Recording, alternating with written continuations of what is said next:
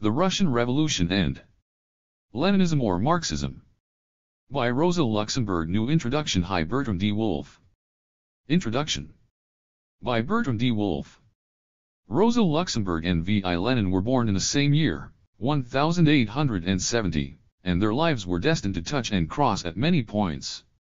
Though they were both called revolutionary socialists, their diverse temperaments and their differing attitudes on the nature of socialist leadership, on party organization, and on the initiative and self-activity of the working class, kept them poles apart. Indeed, the two short works which make up the present volume are sharply critical appraisals of Lenin's penchant for personal dictatorship over his party, the dictatorship of his Central Committee over its locals, and the dictatorship of his party and its leaders over the working class and society as a whole.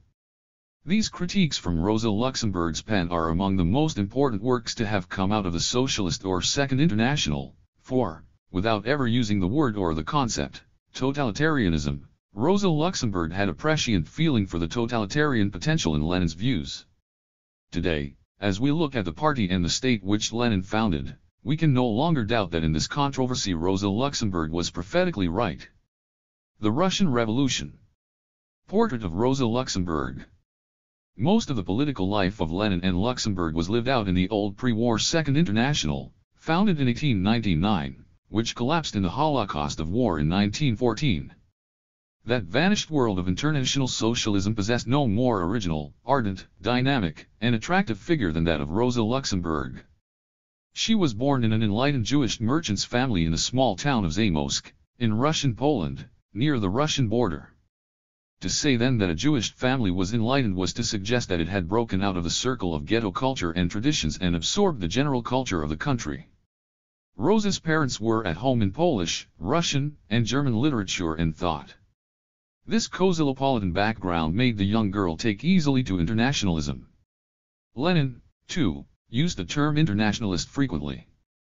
But, whereas she was to be active and a leader in the affairs of three parties, the Polish, the Russian, and the German, and in the international congresses and bureau, Lenin, wherever he lived, remained a Russian in exile, with gaze fixed on Russian affairs and Russian party squabbles. Physically, the girl Rosa did not seem made to be a tragic heroine or a leader of men. A childhood hip ailment had left her body twisted, frail, and slight. She walked with an ungainly limp. But when she spoke, what people saw were her large, expressive eyes, beautiful eyes judging by her photographs, glowing with compassion, sparkling with laughter, burning with combativeness, flashing with irony and scorn. When she took the floor at congresses or meetings, her slight frame seemed to grow taller and more commanding. Her voice was warm and vibrant, a good singing voice, too, her wit deadly, her arguments wide-ranging and addressed, as a rule, more to the intelligence than to the feelings of her auditors. She had been a precocious child, gifted with many talents.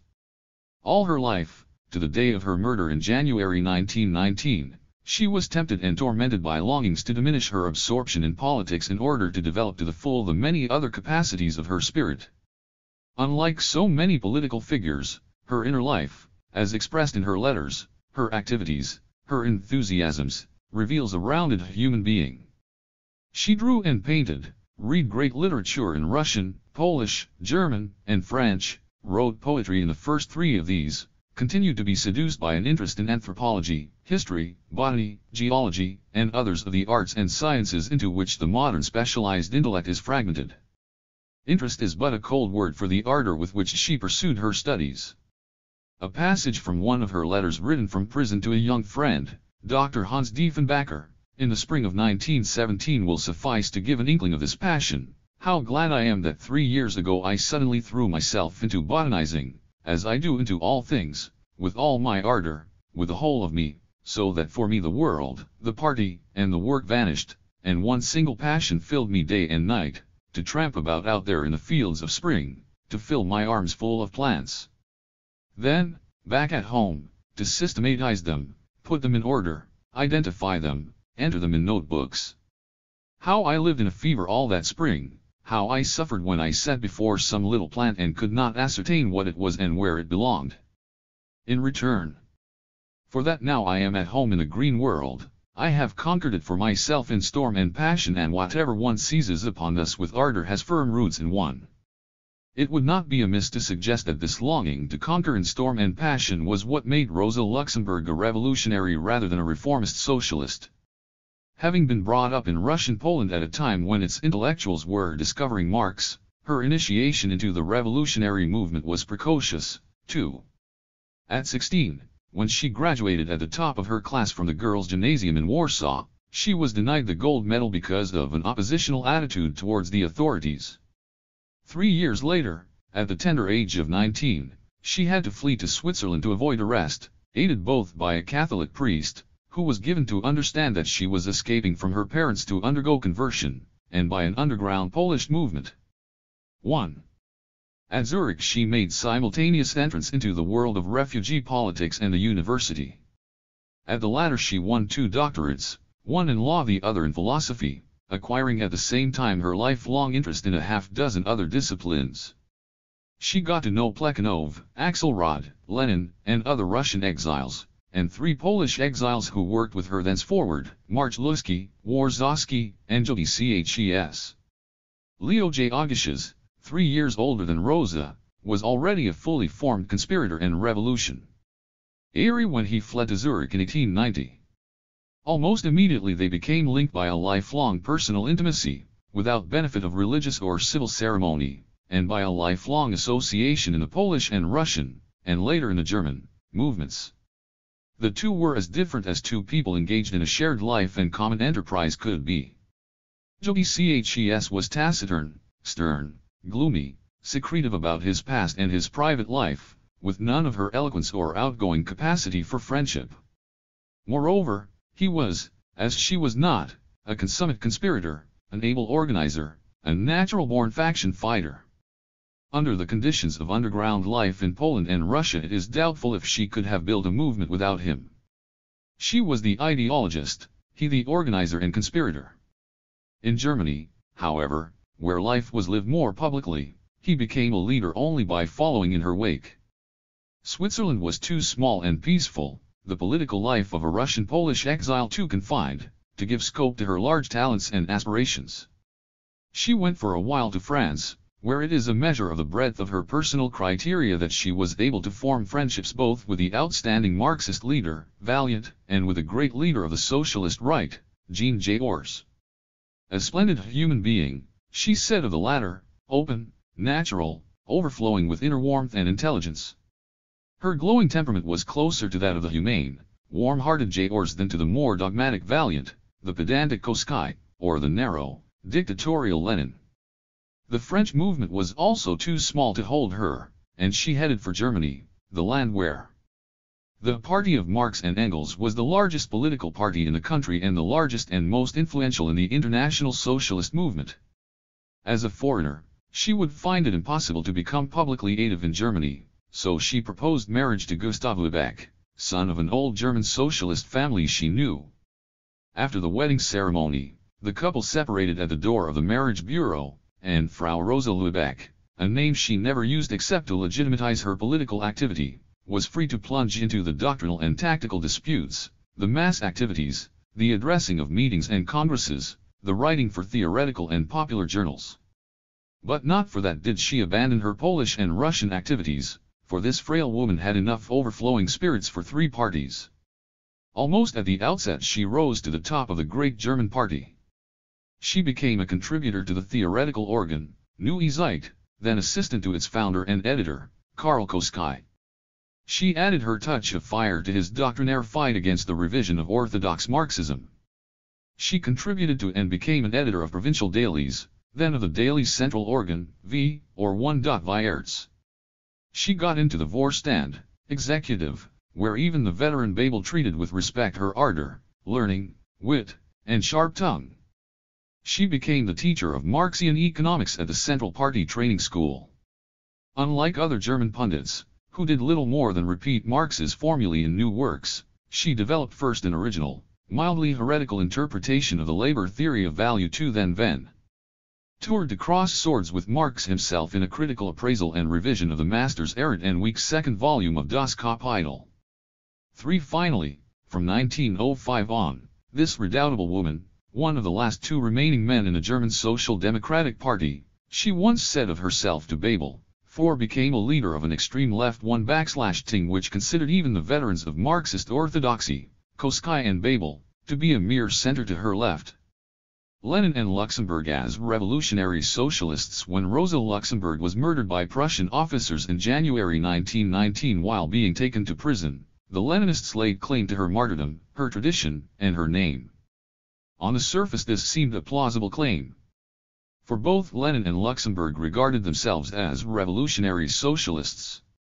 What they meant by this was that they rejected root and branch the society in which they lived, denied that it could be reformed or made better in any meaningful fashion, insisted that it must be overthrown in a great upheaval and replaced by a totally new society.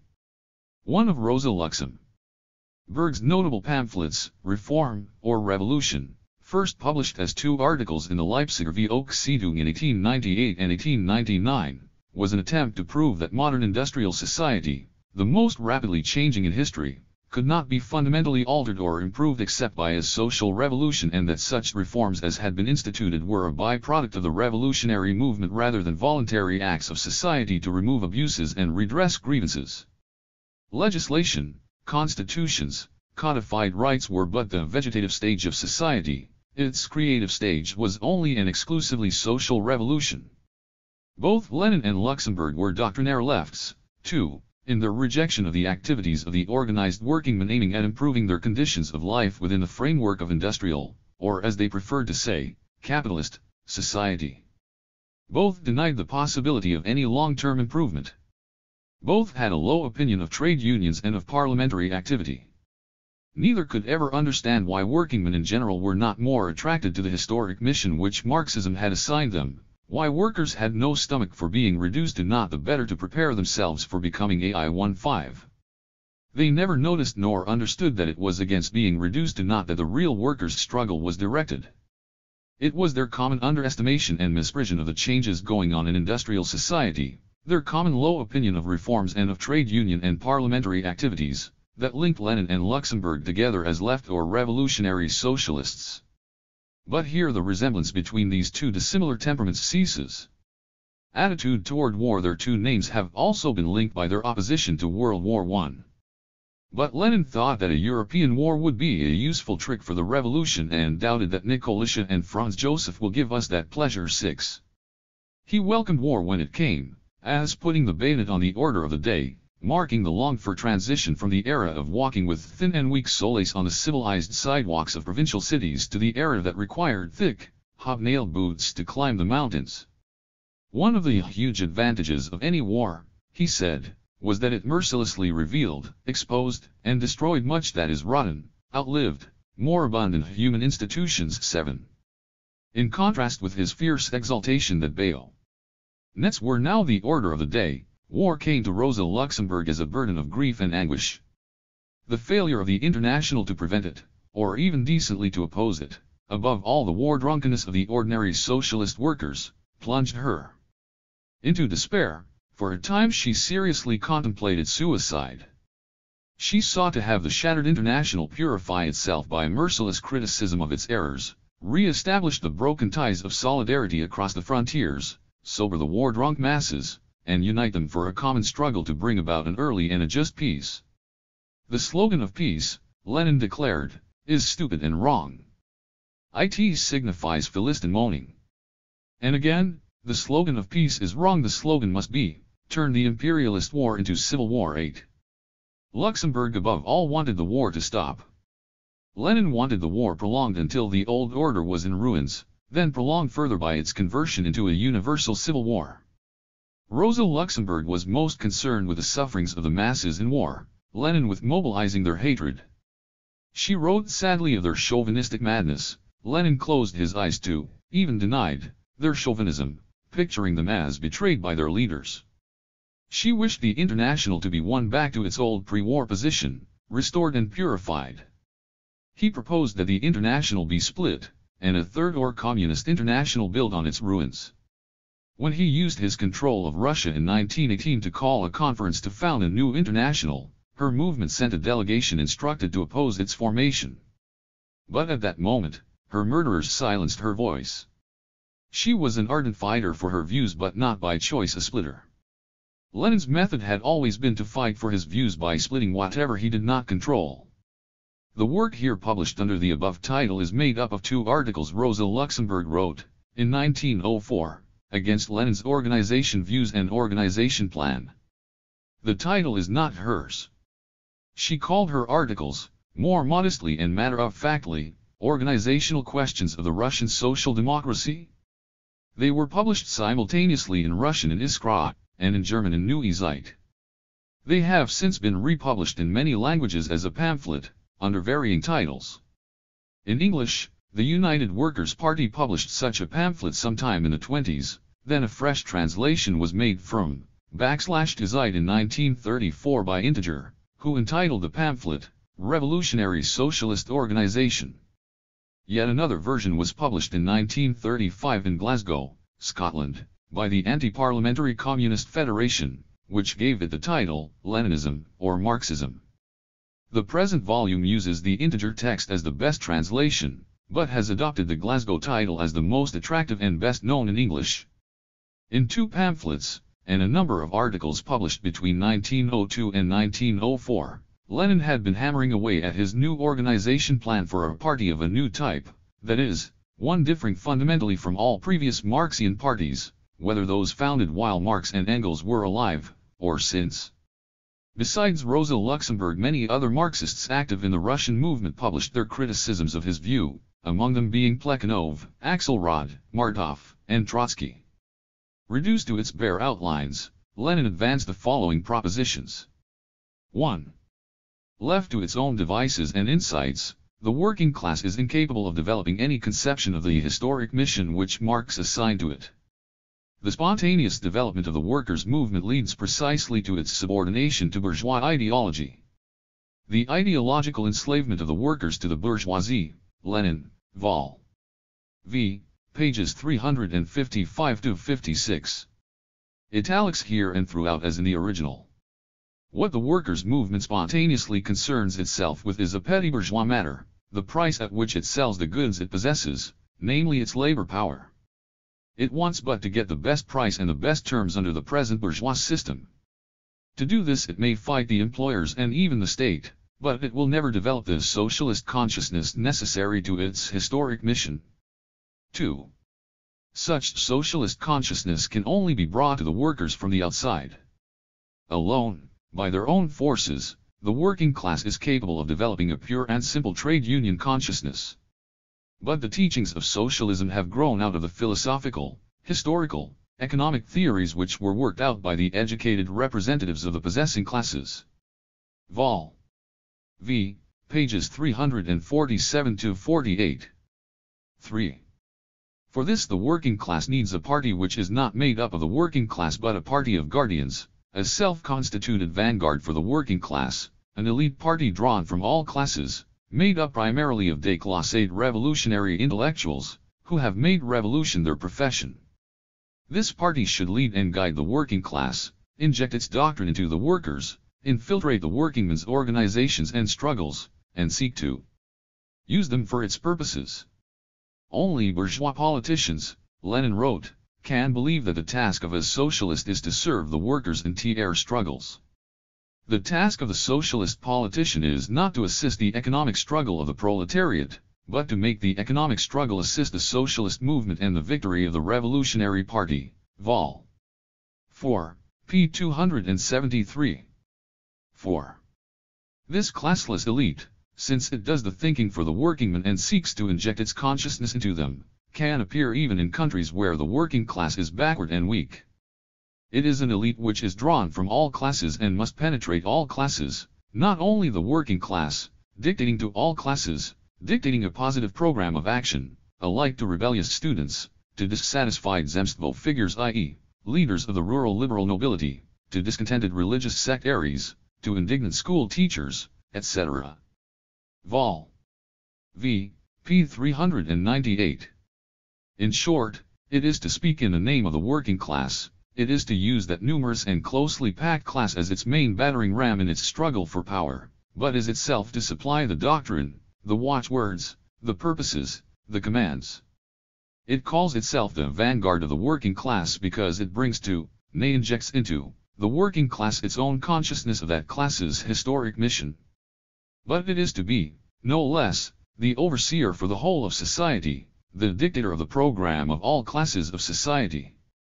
In this bold, crude, repetitious hammering home of his ruthless doctrine, thus early can we discern the outlines of Lenin's future dictatorship of the proletariat over the proletariat and over society as a whole. 5. Such a party of a new type needs an organization of a new type.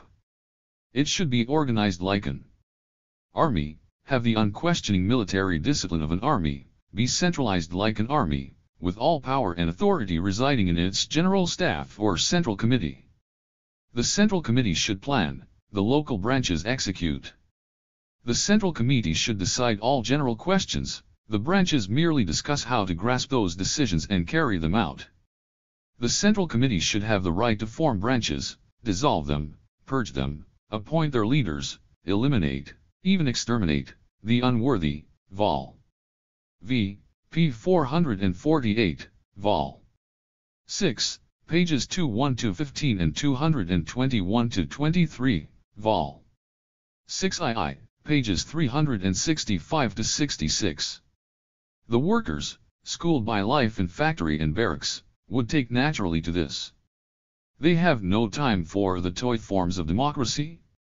Bureaucracy and centralism in organization are truly revolutionary. Democracy in party matters, however, is opportunism in the organization question.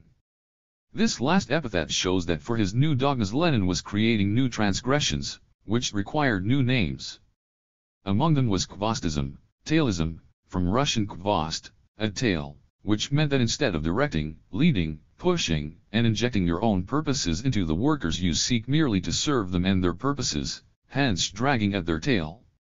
A kindred offense was slavish kowtowing before spontaneity, vol. v. pages 350-58. Rosa Luxemburg was offended in her whole being by Lenin's worship of centralism, his implicit contempt for the working class, its own creative impulses and purposes, and his distrust of all spontaneous developments and of spontaneity itself. It is here that her pamphlet joins issue with him. 5. Her polemical tone is, for her, remarkably gentle. She breaks a lance against his pitiless ultra-centralism. She rightly pictures his future party as one in which the Central Committee can and will perpetuate itself, dictate to the party, and have the party dictate to the masses. The Central Committee would be the only thinking element, the entire party and the masses being reduced to mere executing limbs. She reminds him how many times in recent history the masses had shown spontaneous creativeness, surprising the party, making a mockery of its pedantic formulae and recipes.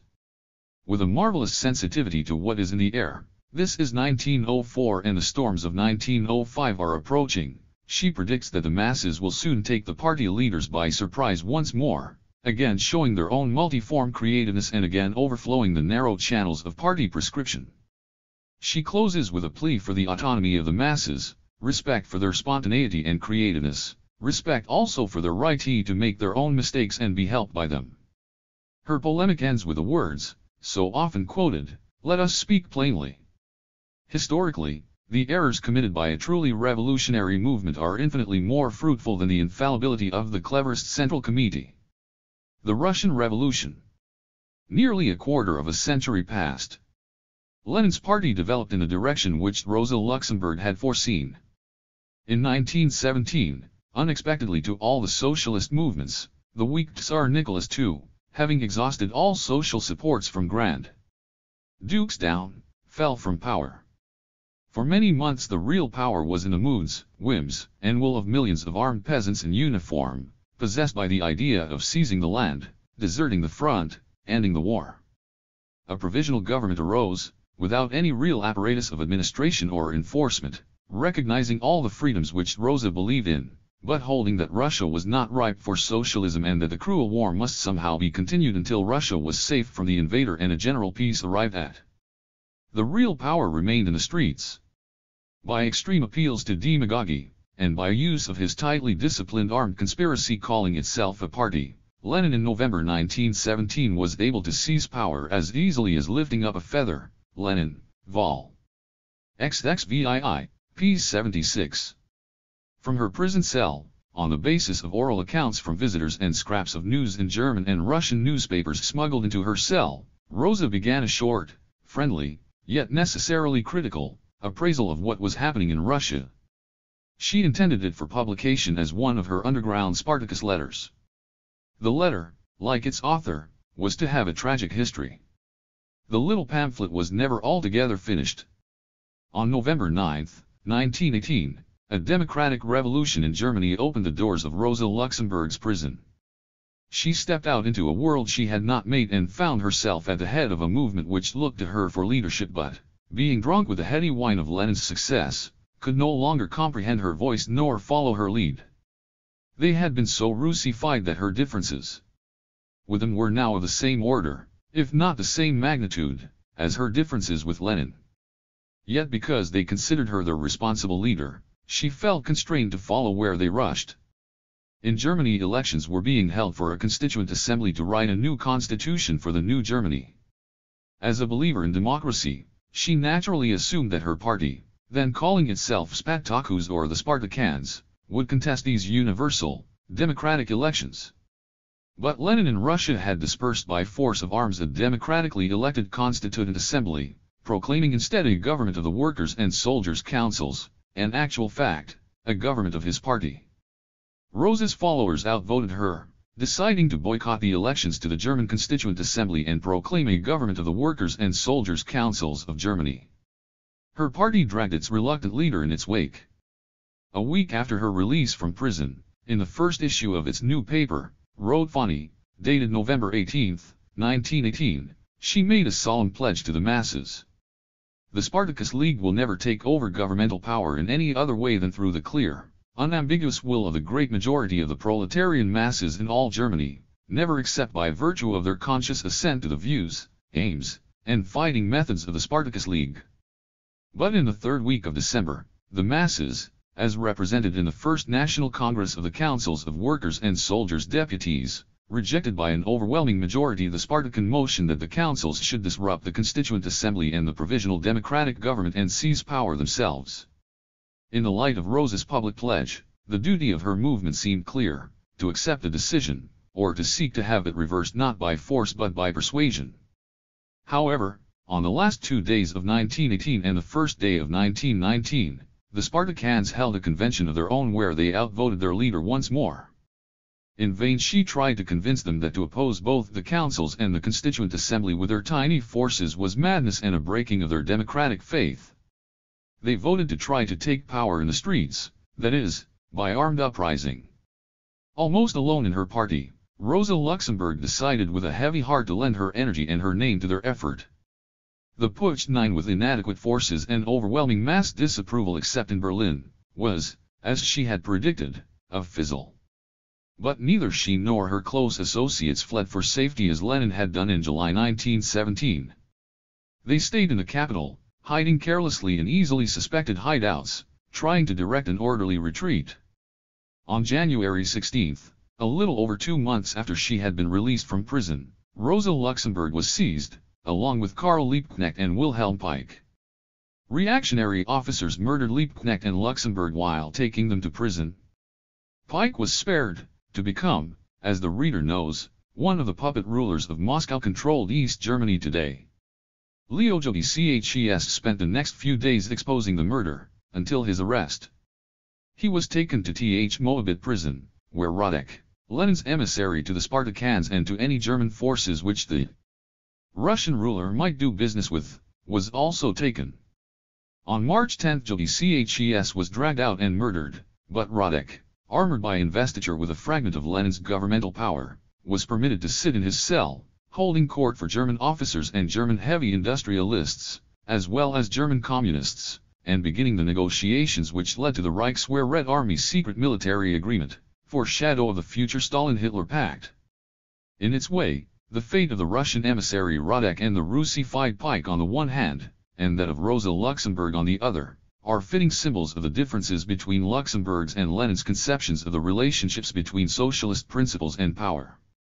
10. Rosa Luxemburg's little treatise on the Russian Revolution continued to have a pathetic career. The growing subordination of the Spartakian movement, germ of the future Communist Party, to Lenin and Russian communism caused her friends to suppress her work. They said that she had lacked adequate information, that it was untimely to publish it. It is still untimely for them today, nor did they scruple to say that she had changed her mind on her views of a lifetime as expressed in it. When the censorship by her own comrades was at last broken, it was by one of her closest associates, Paul Levi. But he published the pamphlet only when he was breaking with Lenin and Leninism, out of disgust with another attempted putsch and disgust with Lenin, who secretly agreed with him but for reasons of political expediency publicly excoriated him for his open criticism of his party's errors. Zealous young communists were told that he was violating Rosa Luxemburg's cherished wish to have it suppressed and that they would read it only at their soul's peril. The Social Democrats took it up, both in Germany and in France, where it was published in Le Populaire in 1922, but the communists read only distorting commentaries and refutations. The unfortunate little classic was made of faction football and kicked around until it disappeared from view. The disease which Rosa had foreseen as inseparable from a Russian and Lenin-dominated international did indeed infect the Comintern. As its Stalinization in the middle and late 20s extruded one group after another of the original founders, the communist splinter groups thus arising felt the need of understanding the process of the decay of the Communist International from a supposed international association of brother parties into an agency of the Russian state, party, and dictator. Both Rosa's 1904 articles on the Leninist organization plan and her critical appraisal of the Russian Revolution were revived once more. In the course of the 30s, the Russian Revolution was republished in German in Paris by an exile group called Neuer Weg, in French in a translation by Maurice Olivier, and sections of it in English, translated by Integer, were published in his International Review in New York. In 1928 the first textually scientific edition was published in German by Felix Weil of the Institut für Sozialforschung in Grünberg's Archiv für die Geschichte des Sozialismus und der Arbeiterbewegung. It is this version, supplemented by a variorum study of all other versions in German, French, and English, which the author of the present introduction used in 1940 for a new English language translation, published then by the Workers' Age Publishers, New York. That translation is used in the present edition. Her appraisal of the Russian Revolution. All around her the Russian Revolution was regarded with blind hatred or blind idolatry. But in the darkness of her prison cell, in a land made doubly dark by war and by her movement's betrayal of its pledges, she did not let the light she thought she descried in the eastern sky blind her to the dangers inherent in Lenin's method of seizing and using power. The great service of the Bolsheviks, she thought, was to have put socialism on the order of the day, to have begun to feel for a way out of the shambles of war, to have redeemed the tarnished honor of international socialism. But this was no model revolution carried on under model laboratory conditions. It had occurred in the midst of war and alien invasion, in a backward land, cursed with poverty, lacking in a democratic tradition, ill-equipped economically and culturally for the building of a higher social order. It would be a crazy idea to think that every last thing done and left undone, under such abnormal conditions, should represent the very pinnacle of perfection. Socialism inseparable from democracy. The heart of her pamphlet, as of her activities and teachings, lay in her unshakable belief in the initiative and capacity of the mass of mankind.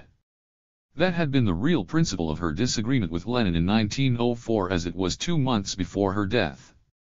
To her the health-giving force of socialism was an attempt to extend democracy still further, to strengthen the pulse beat of public life, to awaken hitherto inert masses to acti sixti, to awareness of their own capacities for achievement and correction of their own errors, to initiative for the direct, popular solution of all problems, to the assumption of control over their own party, their own state machine, over industry, and over their own destinies. There were more contradictory elements in her broad view than in Lenin's narrow authoritarian conception, for she knew too much of revolutions and was too much a revolutionary to reject the employment of a temporary dictatorship to defend a new order from overthrow by its yet existent enemies. But she regarded such dictatorship as an evil, even if under some circumstances a necessary one. An evil to be mitigated as much as possible by making it as temporary as possible and limiting its scope as far as possible, while offsetting its dictatorial potential by greatly extending its exact opposite and antidote, freedom. The one hope of preventing a degeneration of a revolution even in its victory lay, to her mind, in a simultaneous enormous extension of democracy and freedom to the widest possible number of human beings. Freedom only for the supporters of the government, only for the members of one party however numerous they may be, is no freedom at all. Freedom is always and exclusively freedom for the one who thinks differently. Not because of any fanatical concept of justice, but because all that is instructive, wholesome, and purifying in political freedom depends on this essential characteristic, and its effectiveness vanishes when freedom becomes a special privilege. Is there any regime which loves liberty which could not be proud to engrave these 3 sentences over the portals of its public buildings? As a socialist, she vant socialism introduced, bulletin /r that her ideal of socialism could not be introduced without the widest possible democracy and freedom. No party, she felt, had a monopoly of wisdom, or a filing cabinet full of ready-made solutions to the thousands of new problems that would present themselves in the course of carrying on an old order, and still more in the course of trying to institute a new. The actual solutions were to her neither a matter of authority nor prescription, but of endless experiment, of fruitful trial and error, and fruitful correction of error. Socialism by its very nature cannot be introduced by ukaz. Only unobstructed, effervescing life falls into 1,000 new forms and improvisations, brings to light creative force, itself corrects all mistaken attempts. Her worship of spontaneity, her rejection of authoritarianism, were farther apart from Lenin's views than ever. The differences of 1904 had grown as the occasion for their expression had grown. How prophetic do her words sound now, 43 years after they were written. With the repression of political life in the land as a whole, life in the Soviets must also become more and more crippled. Without general elections, without unrestricted freedom of press and assembly, without a free struggle of opinions, life dies out in every public institution, becomes a mere semblance of life, in which only the bureaucracy remains the active element. Public life gradually falls asleep, a few dozen party leaders of inexhaustible energy and boundless experience direct and rule. Among them, in reality, only a dozen outstanding heads do the leading, and an elite of the working class is invited from time to meetings where they are to applaud the speeches of the leaders, and to approve proposed resolutions unanimously at bottom. Then, a clique affair, a dictatorship to be sure, not however of the proletariat but only of a handful of politicians. Such conditions must inevitably cause a brutalization of public life, attempted assassinations, shooting of hostages, etc. Much of what Rosa Luxemburg wrote in this little pamphlet is now hopelessly dated, for much of it stems from dogmas which would not bear examination and have not resisted the passage of time. Yet how much of the 43 years of subsequent Soviet development did she foresee in the darkness of her prison cell? How alive is her love of liberty, and her astonishing ability to put into memorable words that love of freedom. It is these qualities, along with her astonishing powers of foresight of where ruthless dictatorship would lead, that make her 4-decade-old, unfinished pamphlet of more than merely biographical and historical interest. It is, as it has come to be widely recognized, a classic of that now vanished Marxism socialist movement in which she was so ardent a crusader. Chapter I. Fundamental significance of the Russian Revolution. The Russian Revolution is the mightiest event of the World War. Its outbreak, its unexampled radicalism, its enduring consequences, constitute the clearest condemnation of the lying phrases which official social democracy so zealously supplied at the beginning of the war as an ideological cover for German imperialism's campaign of conquest. I refer to the phrases concerning the mission of German bayonets, which were to overthrow Russian Tsarism and free its oppressed peoples. The mighty sweep of the revolution in Russia, the profound results which have transformed all class relationships, raised all social and economic problems, and, with the fatality of their own inner logic, developed consistently from the first phase of the bourgeois republic to ever more advanced stages, finally reducing the fall of Tsarism to the status of a mere minor episode. In these things show as plain as day that the freeing of Russia was not an achievement of the war and the military defeat of Tsarism, not some service of German bayonets and German fists, as the Neue Zeit under Koskai's editorship once promised in an editorial. They show, on the contrary, that the freeing of Russia had its roots deep in the soil of its own land and was fully matured internally. The military adventure of German imperial Ism under the ideological blessing of German social democracy did not bring about the revolution in Russia but only served to interrupt it at first, to postpone it for a while after its first stormy rising tide in the years 1911–13, and then, after its outbreak, created for it the most difficult and abnormal conditions. Moreover, for every thinking observer, these developments are a decisive refutation of the doctrinaire theory which Koskai shared with the government social democrats, according to which Russia, as an economically backward and predominantly agrarian land, was supposed not to be ripe for social revolution and proletarian dictatorship. This theory, which regards only a bourgeois revolution as feasible in Russia, is also the theory of the opportune first-ing of the Russian labor movement, of the so-called Mensheviks, under the experienced leadership of Axelrod and Dan. And from this conception follow the tactics of the coalition of the socialists in Russia with bourgeois liberalism. On this basic conception of the Russian Revolution, from which follow automatically their detailed positions on questions of tactics, both the Russian and the German oppositionists find themselves in agreement with the German government socialists. According to the opinion of all three, the Russian Revolution should have called a halt at the stage which German imperialism in its conduct of the war had set as its noble task, according to the mythology of the German social democracy, i.e., it should have stopped with the overthrow of Tsarism. According to this view, if the revolution has gone beyond that point and has set as its task the dictatorship of the proletariat, this is simply a mistake of the radical wing of the Russian labor movement, the Bolsheviks. And all difficulties which the revolution has met with in its further course, and all disorders it has suffered, are pictured as purely a result of this fateful error. Theoretical, this doctrine, recommended as the fruit of Marxist thinking by the V. or Wards of Stamfer and by Koskai alike, follows from the original Marxist discovery that the socialist revolution is a national end, so to speak, a domestic affair in each modern country taken by itself. Of course, in the blue mists of abstract formulae, Koskai knows very well how to trace the worldwide economic connections of capital which make of all modern countries a single integrated organism. The problems of the Russian Revolution, moreover since it is a product of international developments by us the agrarian question, cannot possibly be solved within the limits of bourgeois society. Practical. This same doctrine represents an attempt to get rid of any responsibility for the chaos of the Russian Revolution, so far as that responsibility concerns the international, and especially the German, proletariat, and to deny the international connections of this revolution. It is not Russia's unripeness which has been proved by the events of the war and the Russian Revolution, but the unripeness of the German proletariat for the fulfillment of its historic tasks. And to make this fully clear is the first task of a critical examination of the Russian Revolution. The fate of the revolution in Russia depended fully upon international events. That the Bolsheviks have based their policy entirely upon the world proletarian revolution is the clearest proof of their political farsightedness and firmness of principle and of the bold scope of their policies. In it is visible the mighty advance which capitalist development has made in the last decade. The revolution of 1905-07 roused only a faint echo in Europe. Therefore, it had to remain a LL1 opening chapter. Continuation and conclusion were tied up with the further development of Europe.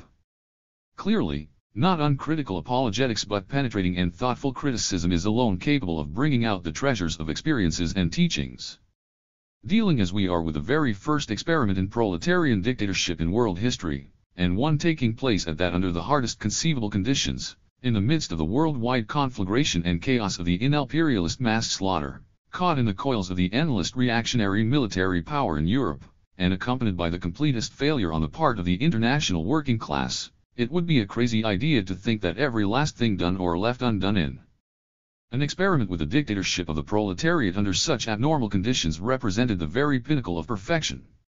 On the contrary, elementary conceptions of socialist politics and an insight into their historically necessary prerequisites force us to understand that under such fatal conditions even the most gigantic idealism and the most storm-tested revolutionary energy are incapable of realizing democracy and socialism but only distorted attempts at either.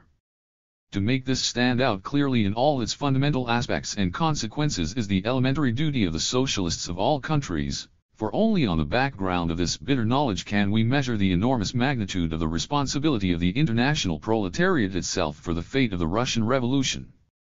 Furthermore, It is only on this oasis that the decisive importance of the resolute international action of the proletarian revolution can become effective, without which action as its necessary support, even the greatest energy and the greatest sacrifices of the proletariat in a single country must inevitably become tangled in a maze of contradiction and blunders. There is no doubt either that the wise heads at the helm of the Russian Revolution, that Lenin and Trotsky on their thorny path beset by traps of all kinds, have taken many a decisive step only with the greatest inner hesitation and with most violent inner opposition. And surely nothing can be farther from their thought.ts than to believe that all the things they have done, are left undone under the conditions of bitter compulsion and necessity in the midst of the roaring whirlpool of events, should be regarded by the International as a shining example of socialist policy toward which only uncritical admiration and zealous imitation are in order. It would be no less wrong to fear that a critical examination of the road so far taken by the Russian Revolution would serve to weaken the respect for and the attractive power of the example of the Russian Revolution, which alone can overcome the fatal inertia of the German masses. Nothing is farther from the truth. An awakening of the revolutionary energy of the working class in Germany can never again be called forth in the spirit of the guardianship methods of the German social democracy of late lamented memory. It can never again be conjured forth by any potless authority, be it that of our O/VN higher committees or that of the Russian example. Not by the creation of a revolutionary hurrah spirit, but quite the contrary, only by an insight into all the fearful seriousness, the complexity of the tasks involved, only as a result of political maturity and independence of spirit, only as a result of a capacity for critical judgment on the part of the masses, which capacity was systematically killed by the social democracy for decades under various pretexts. Only thus can the genuine capacity for historical action be born in a German proletariat. To concern oneself with a critical analysis of the Russian Revolution in all its historical connections is the best training for the German and the international working class for the tasks which confront them as an outgrowth of the present situation. The first period of the Russian Revolution, from its beginning in March to the October Revolution, corresponds exactly in its general outlines to the course of development of both the Great English Revolution and the Great French Revolution. It is the typical course of every first general reckoning of the revolutionary forces begotten within the womb of bourgeois society. Its development moves naturally in an ascending line, from moderate beginnings to ever greater radicalization of aims and, parallel with that, from a coalition of classes and parties to the sole rule of the radical party. At the outset in March 1917, the cadets, that is the liberal bourgeoisie, stood at the head of the revolution. The first general rising of the revolutionary tide swept everyone and everything, along with it. The Fourth Duma, ultra-reactionary product of the ultra-reactionary four-class right of suffrage and arising out of the coup d'état, was suddenly converted into an organ of the revolution. All bourgeois parties, even those of the nationalistic right, suddenly formed a phalanx against absolutism. The latter fell at the first attack almost without a struggle, like an organ that had died and needed only to be touched to drop off. The brief effort, too, of the liberal bourgeoisie to five at least the throne and the dynasty collapsed within a few hours. The sweeping march of events leaped in days and hours over distances that formerly, in France, took decades to traverse. In this, it became clear that Russia was realizing the result of a century of European development, and above all, that the revolution of 1917 was a direct continuation of that of 1905-07, and not a gift of the German liberator. The movement of March 1917 linked itself directly onto the point where, 10 years earlier, its work had broken off. The Democratic Republic was the complete, internally ripened product of the very first onset of the revolution. Now, however, began the second and more difficult task. From the very first moment, the driving force of the revolution was the mass of the urban proletariat. However, its demands did not limit themselves to the realization of political democracy but were concerned with the burning question of international immediate peace. At the same time, the revolution embraced the mass of the army, which raised the same demand for immediate peace, and the mass of the peasants, who pushed the agrarian question into the foreground, that agrarian question which since 1905 had been the very axis of the revolution. Immediate peace and land from these two aims the internal split in the revolutionary phalanx followed inevitably. The demand for immediate peace was in most irreconcilable opposition to the imperialist tendencies of the liberal bourgeoisie for whom Milyukov was the spokesman. On the other hand, the land question was a terrifying specter for the other wing of the bourgeoisie, the rural landowners. And, in addition, it represented an attack on the sacred principle of private property in general, a touchy point for the entire propertied class. Thus, on the very day after the first victories of the revolution, there began an inner struggle within it over the two burning questions: peace and land. The liberal bourgeoisie entered upon the tactics of dragging out things and evading them. The laboring masses, the army, the peasantry, pressed forward ever more impetuously. There can be no doubt that with the questions of peace and land, the fate of the political democracy of the Republic was linked up. The bourgeois classes, carried away by the first stormy wave of the revolution, had permitted themselves to be dragged along to the point of republican government. Now they began to seek a base of support in the rear and silently to organize a counter-revolution. The Kalin Cossack campaign against Petersburg was a clear expression of this tendency. Had the attack been successful, then not only the fate of the peace and land questions would have been sealed, but the fate of the Republic as well. Military dictatorship, a reign of terror against the proletariat, and hence return to monarchy, would have been the inevitable results. From this we can judge the utopian and fundamentally reactionary character of the tactics by which the Russian Koskayans or Mensheviks permitted themselves to be guided.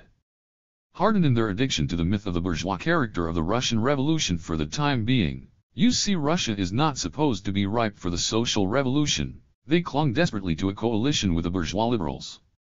But this means a union of elements which had been split by the natural internal development of the revolution and had come into the sharpest conflict with each other. The Axelrods and Dans wanted to collaborate at all costs with those classes and parties from which came the greatest threat of danger to the revolution and to its first conquest, democracy. It is especially astonishing to observe how this industrious man, Kautsky, by his tireless labor of peaceful and methodical writing during the 4 years of the World War, has torn one hole after another in the fabric of socialism. JT is a labor from which socialism emerges riddled like a sieve, without a whole spot left in it. The uncritical indifference with which his followers regard this industrious labor of their official theoretician and swallow each of his new discoveries without so much as batting an eyelash, finds its only counterpart in the indifference with which the followers of Scheidemann and Co. look on while the latter punched socialism full of holes in practice. Indeed, the two labors completely supplement each other. Since the outbreak of the war, Koskay, the official guardian of the temple of Marxism, has really only been doing in theory the same things which the Scheidemans have been doing in practice, namely, 1. The International an instrument of peace, 2. Disarmament, the League of Nations and nationalism, and finally, 3. Democracy not socialism. 3. In this situation, the Bolshevik tendency performs the historic service of having proclaimed from the very beginning, and having followed with iron consistency, those tactics which alone could save democracy and drive the revolution ahead. All power exclusively in the hands of the worker and peasant masses, in the hands of the Soviets. This was indeed the only way out of the difficulty into which the revolution had gotten. This was the sword stroke with which they cut the Gordian knot, freed the revolution from a narrow blind alley and opened up for it an untrammeled path into the free and open fields. The party of Lenin was thus the only one in Russia which grasped the true interest of the revolution in that first period. It was the element that drove the revolution forward, and, thus it was the only party which really carried on a socialist policy.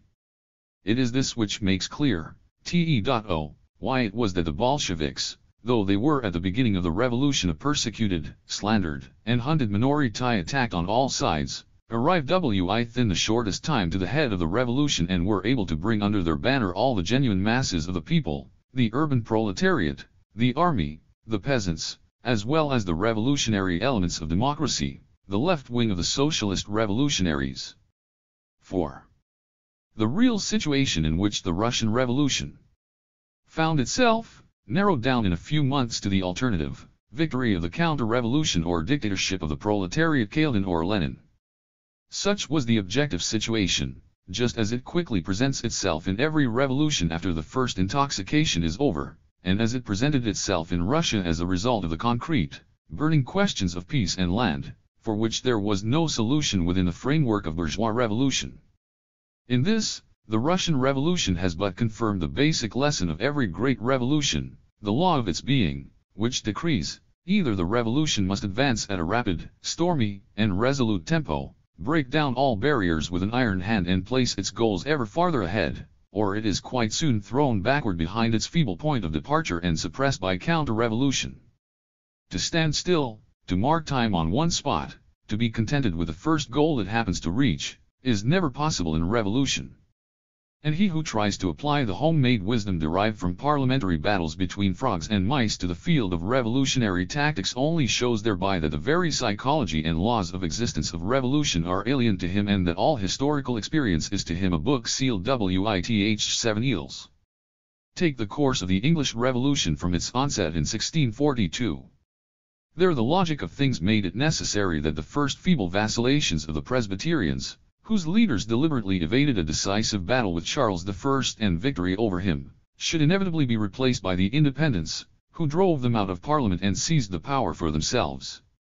And in the same way, within the army of the Independents, the lower petty bourgeois mass of the soldiers, the Lilburnian levelers constituted the driving force of the entire independent movement, just as, finally, the proletarian elements within the mass of the soldiers, the elements that went farthest in their aspirations for social revolution and who found their expression in the digger movement, constituted in their turn the leaven of the Democratic Party of the levelers.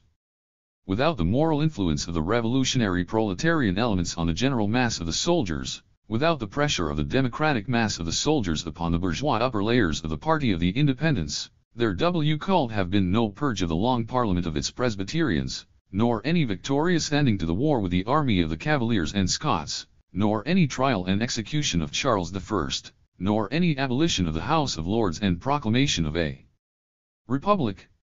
And what happened in the Great French Revolution? Here, after 4 years of struggle, the seizure of power by the Jacobins proved to be the only means of saving the conquests of the Revolution, of achieving a republic, of smashing feudalism, of organizing a revolutionary defense against inner as well as outer foes, of suppressing the conspiracies of counter-revolution and spreading the revolutionary wave from France to all Europe. Koskai and his Russian co-religionists who wanted to see the Russian Revolution keep the bourgeois character of its first phase, are an exact counterpart of those German and English liberals of the preceding century who distinguished between the two well-known periods of the Great French Revolution, the good revolution of the first Girondin phase and the bad one after the Jacobin uprising. The liberal shallowness of this conception of history, to be sure, doesn't care to understand that, without the uprising of the immoderate Jacobins, even the first, timid, and half-hearted achievements of the Girondin phase would soon have been buried under the ruins of the Revolution, and that the real alternative to Jacobin dictatorship as the iron course of historical development posed the question in 1793 was not moderate democracy, but restoration of the Bourbons. The golden mean cannot be maintained in any revolution. The law of its nature demands a quick decision. Either the locomotive drives forward full steam ahead to the most extreme point of the historical ascent, or it rolls back of its own weight again to the starting point at the bottom, and those who would keep it with their weak powers halfway up the hill, it but drags down with it irredeemably into the abyss. Thus it is clear that in every revolution only that party is capable of seizing the leadership and power which has the courage to issue the appropriate watchwords for driving the revolution ahead, and the courage to draw all the necessary conclusions from the situation. This makes clear, too, the miserable role of the Russian Mensheviks, the Dans, Ziratelis, etc., who had enormous influence on the masses at the beginning, but, after their prolonged wavering and after they had fought with both hands and feet against taking over power and responsibility, were driven ignobly off the stage. The party of Lenin was the only one which grasped the mandate and duty of a truly revolutionary party and which, by the slogan "All power in the hands of the proletariat and peasantry," ensured the continued development of the revolution. Thereby the Bolsheviks solved the famous problem of winning a majority of the people, which problem has ever weighed on the German social democracy like a nightmare. As bred-in-the-bone disciples of parliamentary cretinism, as these German social democrats have sought to apply to revolutions the homemade wisdom of the parliamentary nursery, in order to carry anything, you must first have a majority. The same, they say, applies to revolution. First let's become a majority. The true dialectic of revolutions, however, stands this wisdom of parliamentary moles on its head, not through a majority to revolutionary tactics, but through revolutionary tactics to a majority. That is the way the road runs. Only a party which knows how to lead, that is, to advance things, wins support in stormy times. The determination with which, at the decisive moment, Lenin and his comrades offered the only solution which could advance things, all power in the hands of the proletariat and peasantry, transformed them almost overnight from a persecuted, slandered, outlawed minority whose leader had to hide like Marat in cellars, into the absolute master of the situation. Moreover, the Bolsheviks immediately set as the aim of this seizure of power a complete, far-reaching revolutionary program, not the safeguarding of bourgeois democracy, but a dictatorship of the proletariat for the purpose of realizing socialism. Thereby they won for themselves the imperishable historic distinction of having for the first time proclaimed the final aim of socialism as the direct program of practical politics. Whatever a party could offer of courage, revolutionary far-sightedness and consistency in an historic hour, Lenin, Trotsky and the other comrades have given in good measure. All the revolutionary honor and capacity which Western social democracy lacked was represented by the Bolsheviks. Their October uprising was not only the actual salvation of the Russian Revolution, it was also the salvation of the honor of international socialism. Chapter 2 The Bolshevik Land Policy. The Bolsheviks are the historic heirs of the English levelers and the French Jacobins. But the concrete task which faced them after the seizure of power was incomparably more difficult than that of their historical predecessors. Importance of the agrarian question. Even in 1905. Then, in the Third Duma, the right-wing peasants. The peasant question and defense, the Army. 6. Surely the solution of the problem by the direct, immediate seizure and distribution of the land by the peasants was the shortest, simplest, most clean-cut formula to achieve two diverse things, to break down large land ownership, and immediately to bind the peasants to the revolutionary government. As a political measure to fortify the proletarian socialist government, it was an excellent tactical move. Unfortunately, however, it had two sides to it, and the reverse side consisted in the fact that the direct seizure of the land by the peasants has in general nothing at all in common with socialist economy. A socialist transformation of economic relationship presupposes two things so far as agrarian relationships are concerned. In the first place, only the nationalization of the large landed estates, as the technically most advanced and most concentrated means and methods of agrarian production, can serve as the point of departure for the socialist mode of production on the land. Of course, it is not necessary to take away from the small peasant his parcel of land, and we can with confidence leave him to be won over voluntarily by the superior advantages of social production and to be persuaded of the advantages first of union in cooperatives and then finally of inclusion in a general socialized economy as a whole. Still, every socialist economic reform on the land must obviously begin with large and medium land ownership. Here the property right must first of all be turned over to the nation, or to the state, which, with a socialist government, amounts to the same thing, for it is this alone which affords the possibility of organizing agricultural production in accord with the requirements of interrelated, large-scale socialist production. Moreover, in the second place, it is one of the prerequisites of this transformation, that the separation between rural economy and industry which is so characteristic of bourgeois society, should be ended in such a way as to bring about a mutual interpenetration and fusion of both, to clear the way for the planning of both agrarian and industrial production according to a unified point of view. \v Whatever individual form the practical economic arrangements may take, whether through urban communes, as some propose, or directed from a governmental center, in any event, it must be preceded by a reform introduced from the center, and that in turn must be preceded by the nationalization of the land. The nationalization of the large and middle-sized estates and the union of industry and agriculture, these are two fundamental requirements of any socialist economic reform, without which there is no socialism. That the Soviet government in Russia has not carried through these mighty reforms, who can reproach them for that? It would be a sorry jest indeed to demand or expect of Lenin and his comrades that, in the brief period of their rule, in the center of the gripping whirlpool of domestic and foreign struggles, ringed about by countless foes and opponents, to expect that under such circumstances they should already have solved, or even tackled, one of the most difficult tasks. Indeed, \ve can safely say, the most difficult task of the socialist transformation of society. Even in the West, under the most favorable conditions, once we have come to power, we too will break many a tooth on this hard nut before we are out of the worst of the thousands of complicated difficulties of this gigantic task.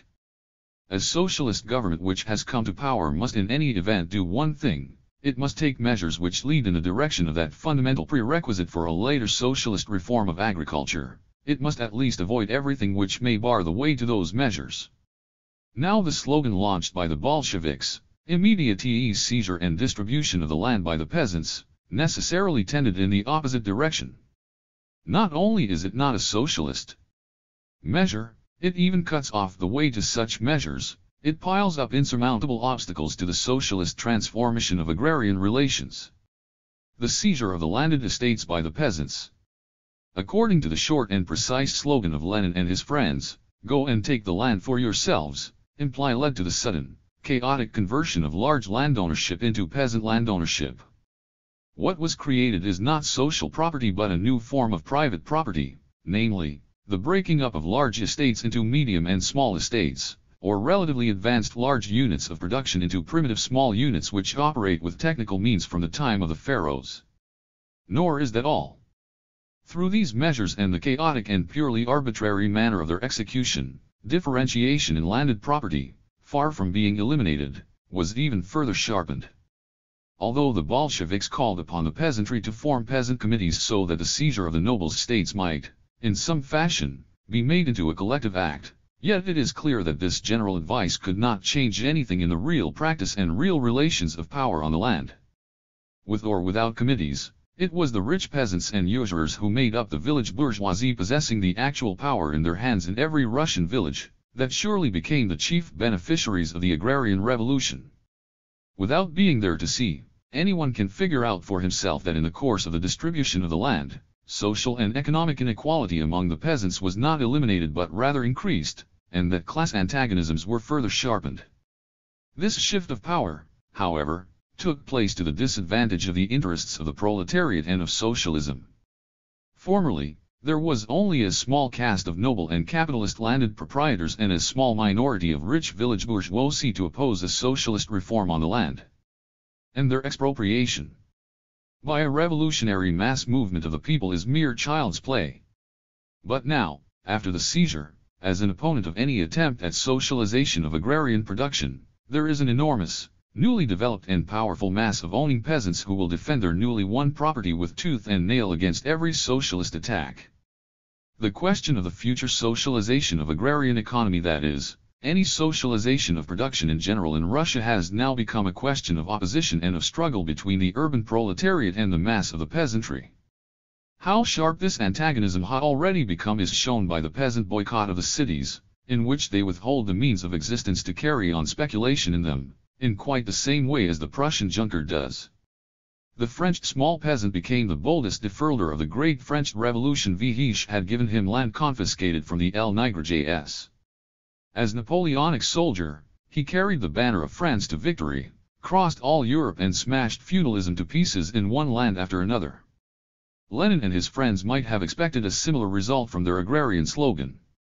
However, now that the Russian peasant has seized the land with his own fist, he does not even dream of defending Russia and the revolution to which he owes the land. He has dug obstinately into his new possessions and abandoned the revolution to its enemies, the state to decay, the urban population to famine. Lenin's speech on the necessity of centralization in industry, nationalization of banks, of trade, and of industry. Why not of the land? Here, on the contrary, decentralization and private property. Lenin's own agrarian program before the revolution was different. The slogan taken over from the much condemned socialist revolutionaries, or rather, from the spontaneous peasant movement. In order to introduce socialist principles into agrarian relations, the Soviet government now seeks to create agrarian communes out of proletarians, mostly city unemployed. But it is easy to see in advance that the results of these efforts must remain so insignificant as to disappear when measured against the whole scope of agrarian relations. After the most appropriate starting points for socialist economy, the large estates, have been broken up into small units, Now they are trying to build up communist model production units out of petty beginnings. Under the circumstances, these communes can claim to be considered only as experiments and not as a general social reform. Grain monopoly with bounties. Now, post festum they want to introduce the class war into the village. 7. The Leninist agrarian reform has created a new and powerful layer of popular enemies of socialism on the countryside, enemies whose resistance will be much more dangerous and stubborn than that of the noble large landowners. Chapter 3 Nationalities Question. The Bolsheviks are in part responsible for the fact that the military defeat was transformed into the collapse and breakdown of Russia. Moreover, the Bolsheviks themselves have, to a great extent, sharpened the objective difficulties of this situation by a slogan which they placed in the foreground of their policies, the so-called right of self-determination of peoples, or something which was really implicit in this slogan, the disintegration of Russia. The formula of the right of the various nationalities of the Russian Empire to determine their fate independently, even to the point of the right of governmental separation from Russia, was proclaimed again with doctrinaire obstinacy as a special battle cry of Ivan and his comrades during their opposition against Milyakovist, and then Kerenskyan imperialism. It constituted the axis of their inner policy after the October Revolution also. And it constituted the entire platform of the Bolsheviks at Brest-Litovsk. 8. The governments of Milyakov and Kerensky were two regimes preceding that of the Bolsheviks during the earlier months of 1917, after the downfall of the Tsar. Both of these governments attempted to continue the war for the imperialist objectives of the old Russian Empire and denied the right of the national minorities to separation from Russia. All they had to oppose to the display of force by German imperialism. 9. One is immediately struck with the obstinacy and rigid consistency with which Lenin and his comrades stuck to this slogan, a slogan which is in sharp contradiction to their otherwise outspoken centralism in politics as // ELL as to the attitude they have assumed towards other democratic principles. While they showed a quite cool contempt for the Constituent Assembly, universal suffrage, freedom of press and assemblage, in short, for the whole apparatus of the basic democratic liberties of the people which, taken all together, constituted the right of self-determination inside Russia, they treated the right of self-determination of peoples as a jewel of democratic policy for the sake of which all practical considerations of real criticism had to be stilled. While they did not permit themselves to be imposed upon in the slightest by the plebiscite for the Constituent Assembly in Russia, a plebiscite on the basis of the most democratic suffrage in the world, carried out in the full freedom of a popular republic, and while they simply declared this plebiscite null and void on the basis of a very sober evaluation of its results, still they championed the popular vote of the foreign nationalities of Russia on the question of which land they wanted to belong to, as the true palladium of all freedom and democracy, the unadulterated quintessence of the will of the peoples, and as the court of last resort in questions of the poetical fate of nations. The contradiction that is so obvious here is all the harder to understand since the democratic forms of political life in each land, as we shall see, actually involve the most valuable and even indispensable foundations of socialist policy, whereas the famous right of self-determination of naughty-ons is nothing but hollow /v, petty bourgeois phraseology, and humbug. Indeed, what is this right supposed to signify? It belongs to the ABC of socialist policy that socialism opposes every form of oppression, including also that of one nation by another. If, despite all this, such generally sober and critical politicians as Lenin and Trotsky and their friends, who have nothing but an ironical shrug for every sort of utopian phrase such as disarmament, League of Nations, etc., have in this case made a hollow phrase of exactly the same kind into their special hobby, this arose, it seems to us, as a result of some kind of policy made to order for the occasion. Lenin and his comrades clearly calculated that there was no surer method of binding the many foreign peoples within the Russian Empire to the cause of the revolution, to the cause of the socialist proletariat, than that of offering them, in the name of the revolution and of socialism, the most extreme and most unlimited freedom to determine their own fate. This was analogous to the policy of the Bolsheviks towards the Russian peasants, whose land hunger was satisfied by the slogan of direct seizure of the noble estates and who were supposed to be bound thereby to the banner of the revolution and the proletarian government. In both cases, unfortunately, the calculation was entirely wrong. While Lenin and his comrades clearly expected that, as champions of national freedom even to the extent of separation, they would turn Finland, the Ukraine, Poland, Lithuania, the Baltic countries, the Caucasus, etc., into so many faithful allies of the Russian Revolution, we have witnessed the opposite spectacle.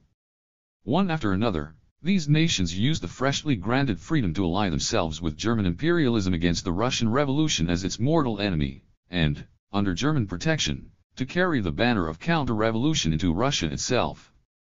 The little game with the Ukraine at Brest, which caused a decisive turn of affairs in those negotiations and brought about the entire inner and outer political situation at present prevailing for the Bolsheviks, is a perfect case in point. The conduct of Finland, Poland, Lithuania, the Baltic lands, the peoples of the Caucasus, shows most convincingly that we are not dealing here with an exceptional case, but with a typical phenomenon. To be sure, in all these cases, it was really not the people who engaged in these reactionary policies, but only the bourgeois and petty bourgeois classes, who in sharpest opposition to their own proletarian masses perverted the national right of self-determination into an instrument of their counter-revolutionary class policies. And here we come to the very heart of the question. It is in this that the utopian, petty bourgeois character of this nationalistic slogan resides, that in the midst of the crude realities of class society and when class antagonisms are sharpened to the uttermost, it is simply converted into a means of bourgeois class rule. The Bolsheviks were to be taught to their own great hurt and that of the revolution, that under the rule of capitalism there is no self-determination of peoples, that in a class society each class of the nation strives to determine itself in a different fashion, and that, for the bourgeois 1. classes, the standpoint of national freedom is fully subordinated to that of class rule. The Finnish bourgeoisie, like the Ukrainian bourgeoisie, were unanimous in preferring the violent rule of Germany to national freedom, if the latter should be bound up with Bolshevism. The hope of transforming these actual class relationships somehow into their opposite and of getting a majority vote for union with the Russian Revolution by depending on the revolutionary masses if it was seriously meant by Lenin and Trotsky represented an incomprehensible degree of optimism. And if it was only meant as a tactical flourish in a duel with the German politics of force, then it represented dangerous playing with fire. Even without German military occupation, the famous popular plebiscite, supposing that it had come to that in the border states, would have yielded a result, in all probability, which .. would have given the Bolsheviks little cause for rejoicing, for we must take into consideration the psychology of the peasant masses and of great sections of the petty bourgeoisie, and the thousand ways in .. which the bourgeoisie could have influenced the vote. Indeed, it can be taken as an unbreakable rule in these matters of plebiscites on a national question that the ruling class will either know how to prevent them where it doesn't suit their purpose, or where they somehow occur, will know how to influence their results by all sorts of means, big and little, the subtle means which make it impossible to introduce socialism by a popular vote. The mere fact that the question of national aspirations and tendencies towards separation were injected at all into the midst of the revolutionary struggle, and were even pushed into the foreground and made into the shibboleth of socialist and revolutionary policy as a result of the Brest Peace, has served to bring the greatest confusion into socialist ranks and has actually destroyed the position of the proletariat in the border countries. In Finland, so long as the socialist proletariat fought as a part of the closed Russian revolutionary phalanx, it possessed a position of dominant power, it had the majority in the Finnish parliament, in the army, it had reduced its own bourgeoisie to complete impotence, and was master of the situation within its borders. Or take the Ukraine. At the beginning of the century, before the tomfoolery of Ukrainian nationalism with its silver rubles and its universals 10 and Lenin's hobby of an independent Ukraine had been invented, the Ukraine was the stronghold of the Russian revolutionary movement. From there, from Rostov, from Odessa, from the Donetsk region, flowed out the first lava streams of the revolution, as early as 1902-04, which kindled all South Russia into a sea of flame, thereby preparing the uprising of 1905. The same thing was repeated in the present revolution, in which the South Russian proletariat supplied the picked troops of the proletarian phalanx. Poland and the Baltic lands have been since 1905 the mightiest and most dependable hearts of revolution, and in them the socialist proletariat has played an outstanding role. How does it happen then that in all these lands the counter-revolution suddenly triumphs?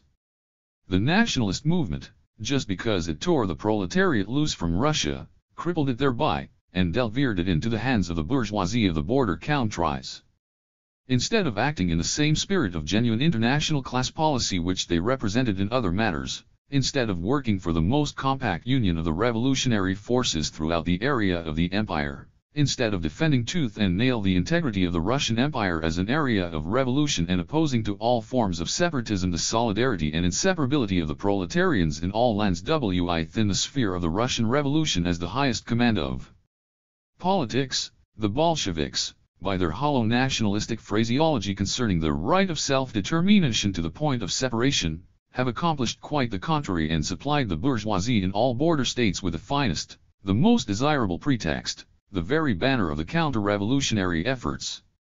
Instead of warning the proletariat in the border countries against all forms of separatism as mere bourgeois traps, they did nothing but confuse the masses in all the border countries by their slogan and delivered them up to the demagoguery of the bourgeois classes.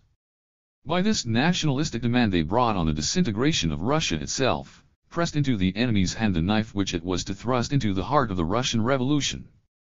To be sure, without the help of German imperialism, without the German rifle butts and German fists, as Koskai's Neue Zeit put it, the Lubinskis and other little scoundrels of the Ukraine, the Eriks and Manreims of Finland, and the Baltic barons, would never have gotten the better of the socialist masses of the workers in their respective lands.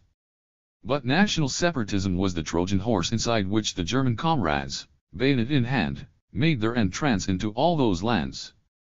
The real class antagonisms and relations of military force brought about German intervention. But the Bolsheviks provided the ideology which masked this campaign of counter-revolution. They strengthened the position of the bourgeoisie and weakened that of the proletariat. The best proof is the Ukraine, which was to play so frightful a role in the fate of the Russian Revolution.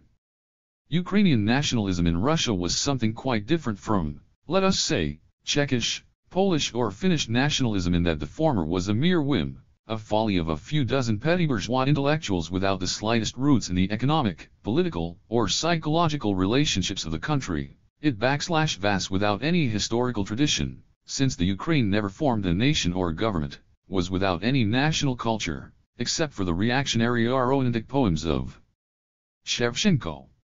It is exactly as if, one fine day, the people living in the Wasserkanty too should want to found a new Low German, Plattdeutsche, nation and government. And this ridiculous pose of a few university professors and students was inflated into a political force by Lenin and his comrades through their doctrinaire agitation concerning the right of self-determination including etc. To what was at first a mere farce they lent such importance that the farce became a matter of the most deadly seriousness, not as a serious national movement for which, afterward as before, there are no roots at all, but as a shingle and rallying flag of counter-revolution. At Brest, out of this addled egg crept the German bayonets. There are times when such phrases have a very real meaning in the history of class struggles.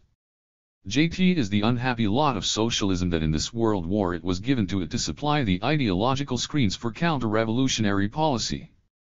At the outbreak of the war, German social democracy hastened to deck the predatory expedition of German imperialism with an ideological shield from the lumber room of Marxism by declaring it to be a liberating expedition against Russian Tsarism, such as our old teachers, Marx and Engels, had longed for.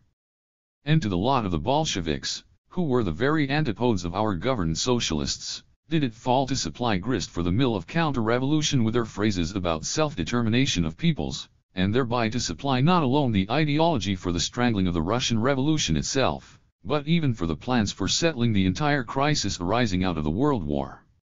We have good reason to examine very carefully the policies of the Bolsheviks in this regard.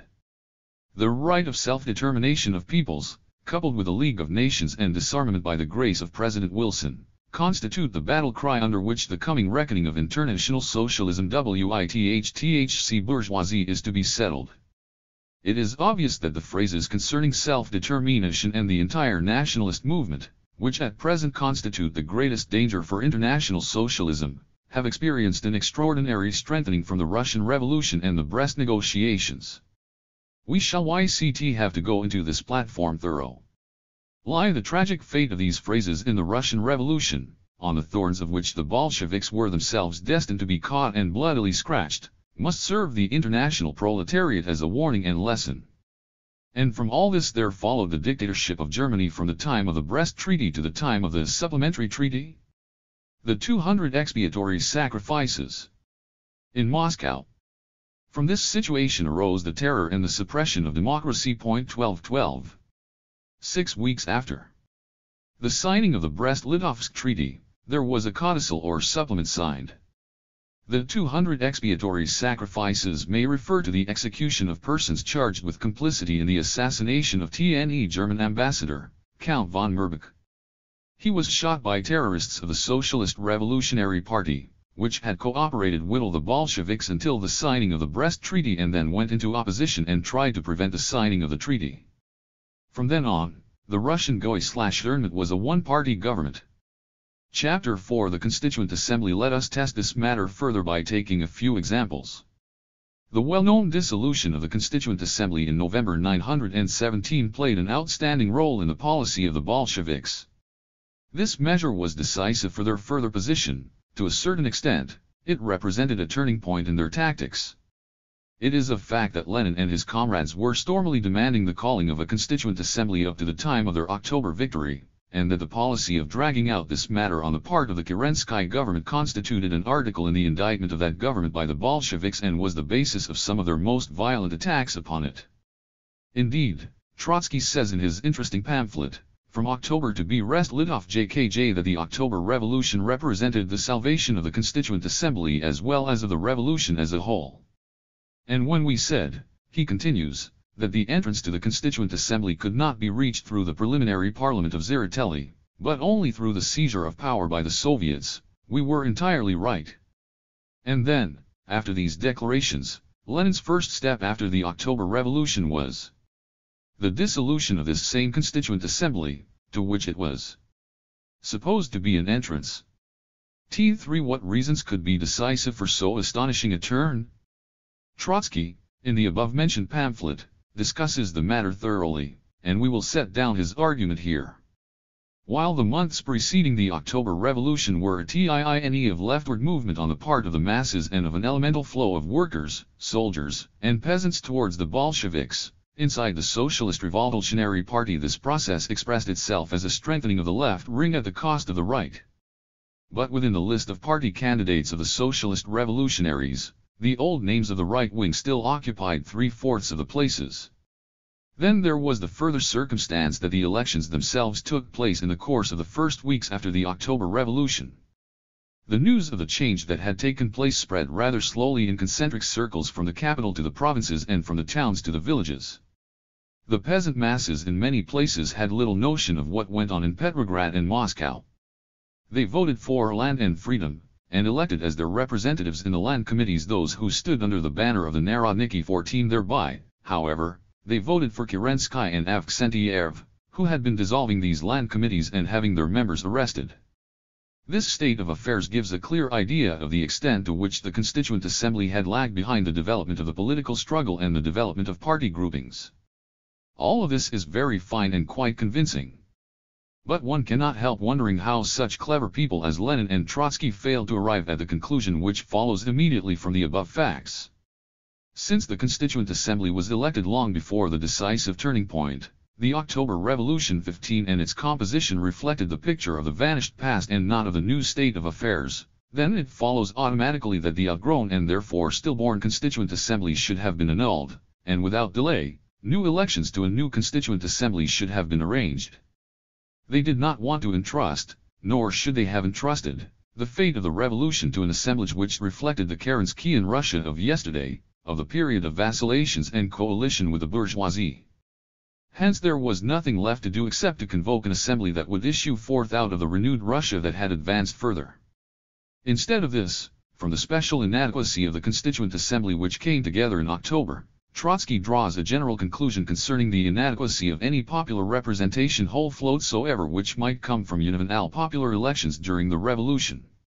Thanks to the open and direct struggle for governmental power, he writes, the laboring masses acquire in the shortest time an accumulation of political experience, and they climb rapidly from step to step in their political development.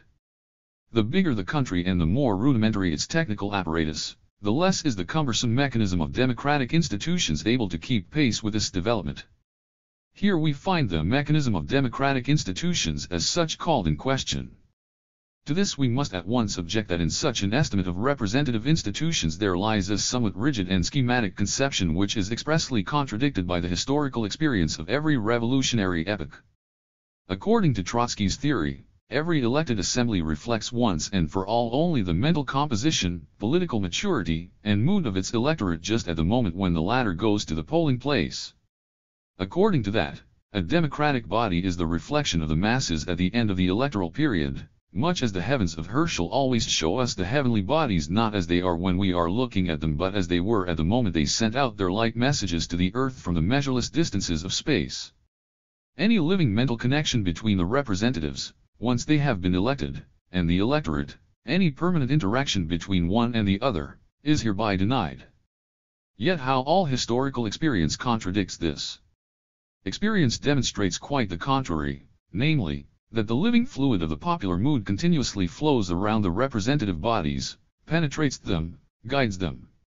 How else would it be possible to witness, as we do at times in every bourgeois parliament, the amusing capers of the people's representatives, who are suddenly inspired by a new spirit and give forth quite unexpected sounds, or to find the most dried-out mummies at times comporting themselves like youngsters and the most averse little Skyma 16 suddenly finding revolutionary tones in their breasts whenever there is rumbling in factories and workshops and on the streets? And is this ever-living influence of the mood and degree of political ripeness of the masses upon the elected bodies to be renounced in favor of a rigid scheme of party emblems and tickets in the very midst of revolution? Quite the contrary. It is precisely the revolution which creates by its glowing heat that delicate, vibrant, sensitive political atmosphere in which the waves of popular feeling, the pulse of popular life, work for the moment on the representative bodies in most wonderful fashion. It is on this very fact, to be sure, that the well-known moving scenes depend which invariably present themselves in the first stages of every revolution, scenes in which old reactionaries or extreme moderates, who have issued out of a parliamentary election by limited suffrage under the old regime, suddenly become the heroic and stormy spokesmen of the uprising. The classic example is provided by the famous Long Parliament in England, which was elected and assembled in 1642 and remained at its post for 7 whole years and reflected in its internal life all alterations and displacements of popular feeling, of political ripeness, of class differentiation, of the progress of the revolution to its highest point, from the initial devout skirmishes with the crown under a speaker who remained on his knees, to the abolition of the House of Lords, the execution of Charles and the proclamation of the Republic.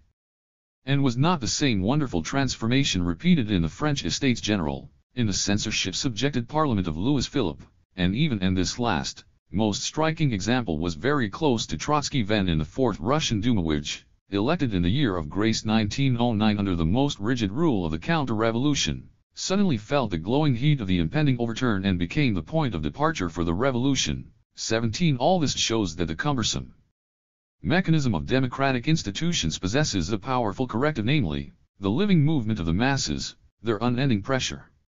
And the more democratic the institutions, the livelier and stronger the pulse beat of the political life of the masses, the more direct and complete is their influence despite rigid party banners, outgross /VN tickets, electoral lists, etc.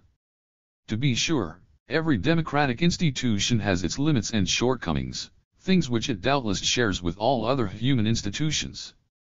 But the remedy which Trotsky and Lenin have found, the elimination of democracy as such, is worse than the disease it is supposed to cure, for it stops up the very living source from which alone can come the correction of all the innate shortcomings of social institutions. That source is the active, untrammeled, energetic political life of the broadest masses of the people. Let's take another striking example. The right of suffrage is worked out by the Soviet government. It is not altogether clear what practical significance is attributed to this right of suffrage. From the critique of democratic institutions by Lenin and Trotsky, it appears that popular representation on the basis of universal suffrage is rejected by them on principle, and that they want to base themselves only on the Soviets. Why, then, any general suffrage system was worked out at all is really not clear. It is also not known to us whether this right of suffrage was put in practice anywhere. Nothing has been heard of any elections to any kind of popular representative body on the basis of it.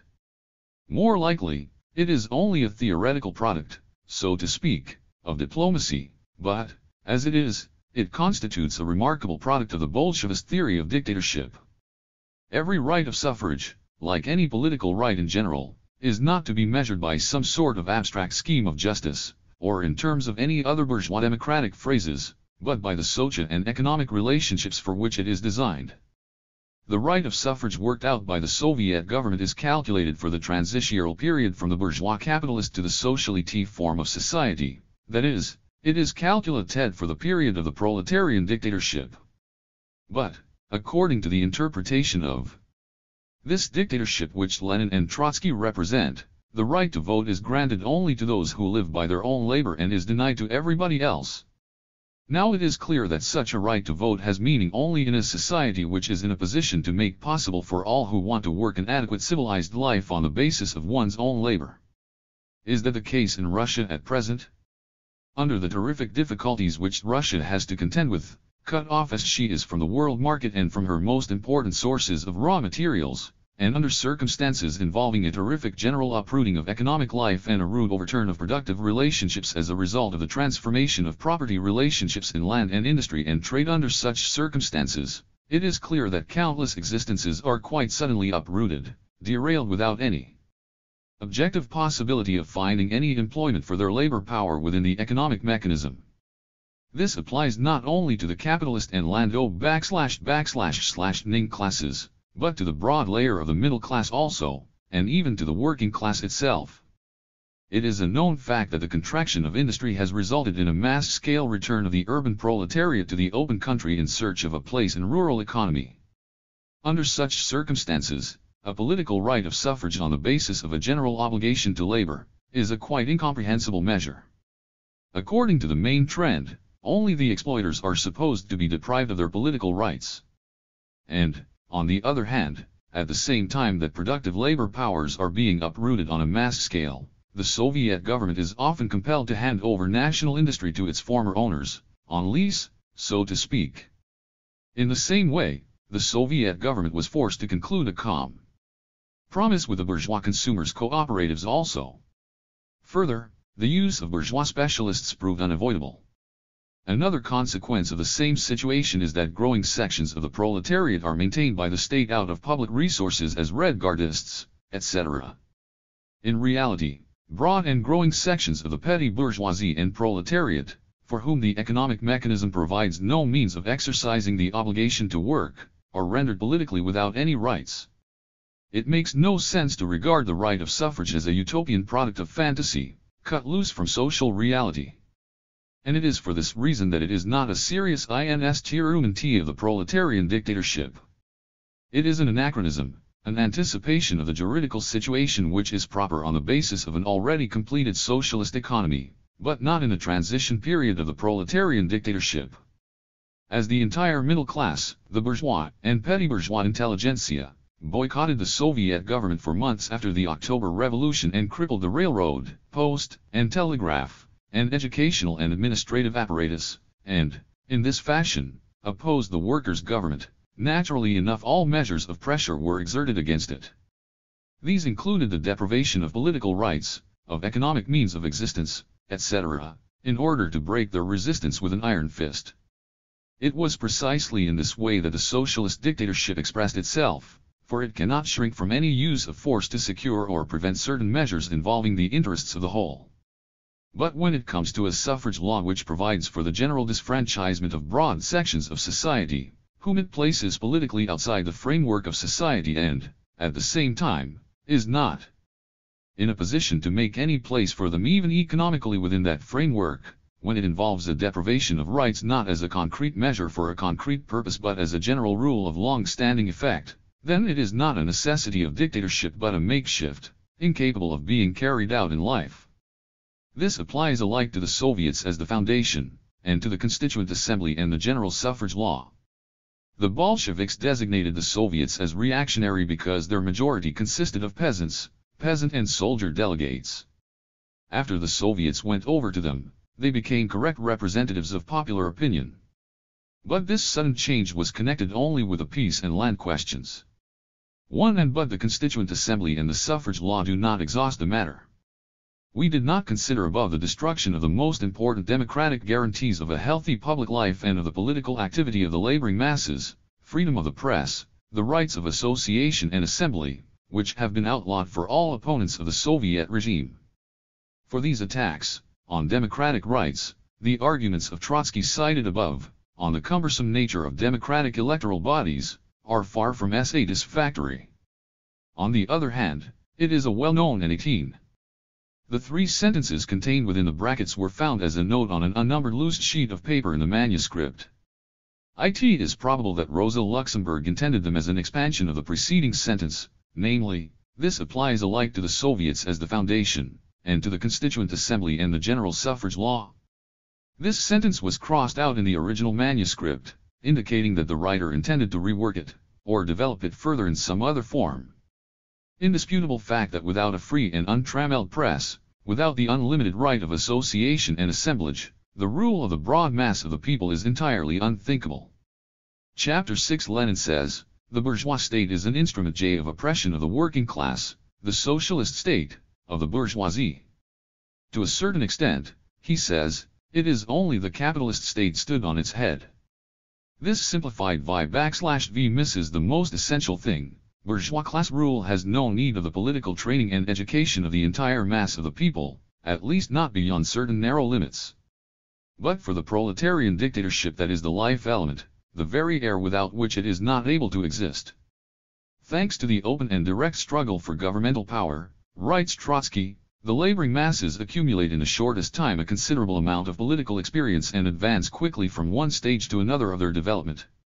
Here Trotsky refutes himself and his own friends. Just because this is so, they have blocked up the fountain of political experience and the source of this rising development by their suppression of public life.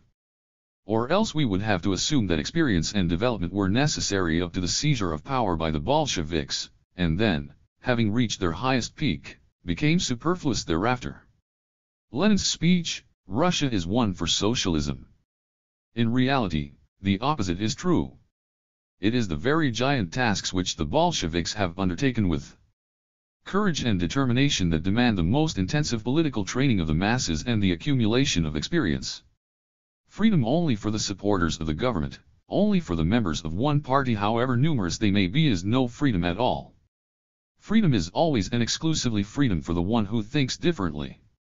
Not because of any fanatical concept of justice, but because all that is instructive, wholesome, and purifying in political freedom depends on this essential characteristic, and its effectiveness vanishes when freedom becomes a special privilege.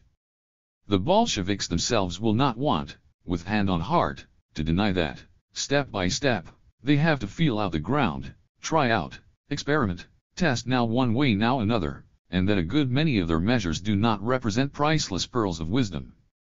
Thus it must and will be with all of us when we get to the same point, even if the same difficult circumstances may not prevail everywhere.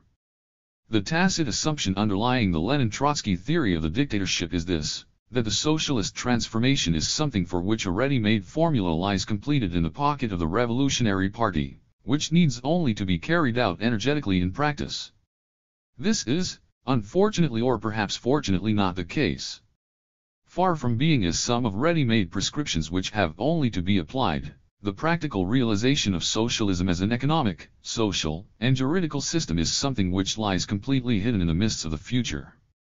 What we possess in our program is nothing but a few main signposts which indicate the general direction in which to look for the necessary measures, and the indications are mainly negative in character. At that.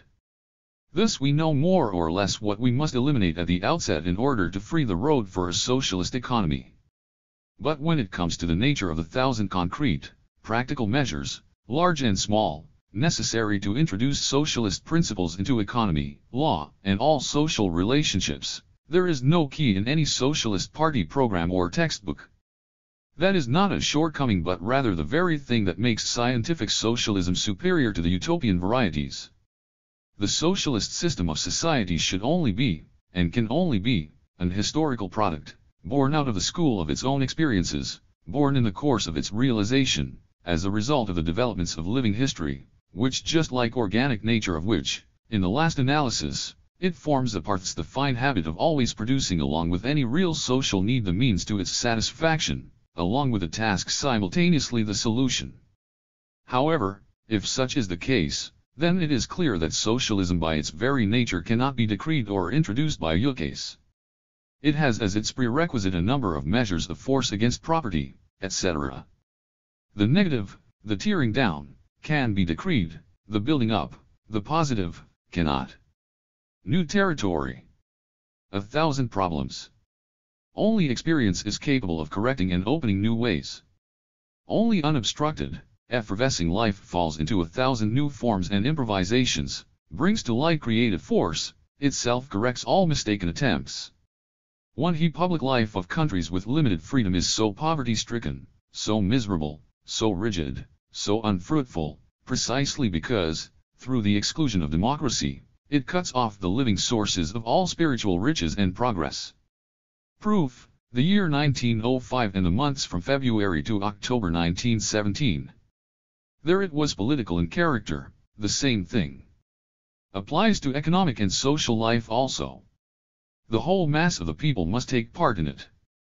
Otherwise, socialism will be decreed from behind a few official desks by a dozen intellectuals. Public control is indispensably necessary. Otherwise the exchange of experiences remains only with a closed circle of the officials of the new regime. Corruption becomes inevitable. Lenin's words, Bulletin number 29, Socialism in life demands a complete spiritual transformation in the masses degraded by centuries of bourgeois class rule. Social instincts in place of egotistical ones, mass initiative in place of inertia, idealism which conquers all suffering, etc., etc. No one knows this better, describes it more penetratingly, repeats it more stubbornly than Lenin. But he is completely mistaken in the means he employs. Decree, dictatorial force of the factory overseer, draconic penal ties, rule by terror, all these things are but palliatives. The only way to a rebirth is the school of public life itself, the most unlimited, the broadest democracy and public opinion. It is rule by terror which demoralizes. When all this is eliminated, what really remains? In place of the representative bodies created by general, popular elections, Lenin and Trotsky have laid down the Soviets as the only true representation of the laboring masses.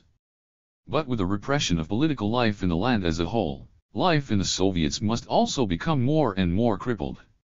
Without general elections, without unrestricted freedom of press and assembly, without a free struggle of opinion, life dies out in every public institution, becomes a mere semblance of life, in which only the bureaucracy remains as the active element. Public life gradually falls asleep, a few dozen party leaders of inexhaust idle energy and boundless experience direct and rule. Among them, in reality only a dozen outstanding heads do the leading, and an elite of the working class is invited from time to meetings where they are to applaud the speeches of leaders, and to approve proposed resolutions unanimously at bottom. Then, a clique affair, a dictatorship, to be sure, not the dictatorship of the proletariat, however, but only the dictatorship of a handful of politicians, that is a dictatorship in the bourgeois sense, in the sense of the rule of the Jacobins, the postponement of the Soviet Congress from 3-month periods to 6-month period. Yes, we can go even further. Such conditions must inevitably cause a brutalization of public life, attempted assassinations, shooting of hostages, etc. Lenin's speech on discipline and corruption. Chapter 7. The struggle against corruption. A problem which is of great importance in every revolution is that of the struggle with the lumpenproletariat. 9. We in Germany too, as everywhere else, will have this problem to reckon with. The lumpenproletarian element is deeply embedded in bourgeois society. It is not merely a special section, a sort of social wastage which grows enormously when the walls of the social order are falling down, but rather an integral part of the social whole. Events in Germany and more or less in other countries have shown how easily all sections of bourgeois society are subject to such degeneration. The gradations between 19. Roughly translatable as slum proletariat, the term covers the outcast, degenerated and submerged elements that make up a considerable section of the population of the great industrial centers of all modern lands. It includes beggars, prostitutes, gangsters, racketeers, swindlers, petty criminals, tramps, chronic unemployed or unemployables, persons broken in health or advanced in years who have been cast out by industry, and all sorts of déclassed, degraded, or degenerated elements. In times of prolonged crisis, innumerable young people also, who cannot find an opportunity to enter into the social organism as producers, will be recruited into this limbo of the outcast. Here demagogues and fascists of various stripes find some of their mass base in time of struggle and social breakdown, when the ranks of the lumpenproletariat are enormously swelled by ruined and déclassed elements from all layers of a disintegrating society. Commercial profiteering, fictitious deals, adulteration of foodstuffs, cheating, official embezzlement, theft, burglary and robbery, flow into one another in such fashion that the boundary line between honorable citizenry and the penitentiary has disappeared. In this the same phenomenon is repeated as in the regular and rapid degeneration of bourgeois dignitaries / and they are transplanted to an alien social soil in an overseas colonial setting. With the stripping off of conventional barriers and props for morality and law, bourgeois society itself falls victim to direct and limitless degeneration, Verlumpung, for its innermost law of life is the profoundest of immoralities, namely, the exploitation of man by man. The proletarian revolution will have to struggle with this enemy and instrument of counter-revolution on every hand. And yet, in this connection too, terror is a dull, nay, a two-edged sword. The harshest measures of martial law are impotent against outbreaks of the lumpenproletarian sickness. Indeed, every persistent regime of martial law leads inevitably to arbitrariness, and every form of arbitrariness tends to deprave society. In this regard also, the only effective means in the hands of the proletarian revolution are radical measures of a political and social character, the speediest possible transformation of the social guarantees of the life of the masses, the kindling of revolutionary idealism, which can be maintained over any length of time only through the intensively active life of the masses themselves under conditions of unlimited political freedom. As the free action of the sun's rays is the most effective purifying and healing remedy against infections and disease germs, so the only healing and purifying sun is the revolution itself and its renovating principle, the spiritual life, activity, and initiative of the masses which is called into being by it and which takes the form of the broadest political freedom. 20. In our case as everywhere else, anarchy will be unavoidable. The lumpenproletarian element is deeply embedded in bourgeois society and inseparable FR0 it. Proofs: 1. East Prussia, the Cossack robberies. 2. The general outbreak of robbery and theft in Germany. Profiteering, postal and railway personnel, police, complete dissolution of the boundaries between well-ordered society and the penitentiary. 3. The rapid degeneration, Verlumpung, of the union leaders. Against this, draconian measures of terror are powerless. On the contrary, they cause still further corruption. The only antitoxin, the idealism and social activity of the masses, unlimited political freedom. That is an overpowering objective law from which no party can be exempt. 20. The above passages on the lumpenproletariat are apparently an elaboration of the following paragraphs which repeat substantially the same ideas in more schematic form and were found in the original manuscript on a separate sheet of paper.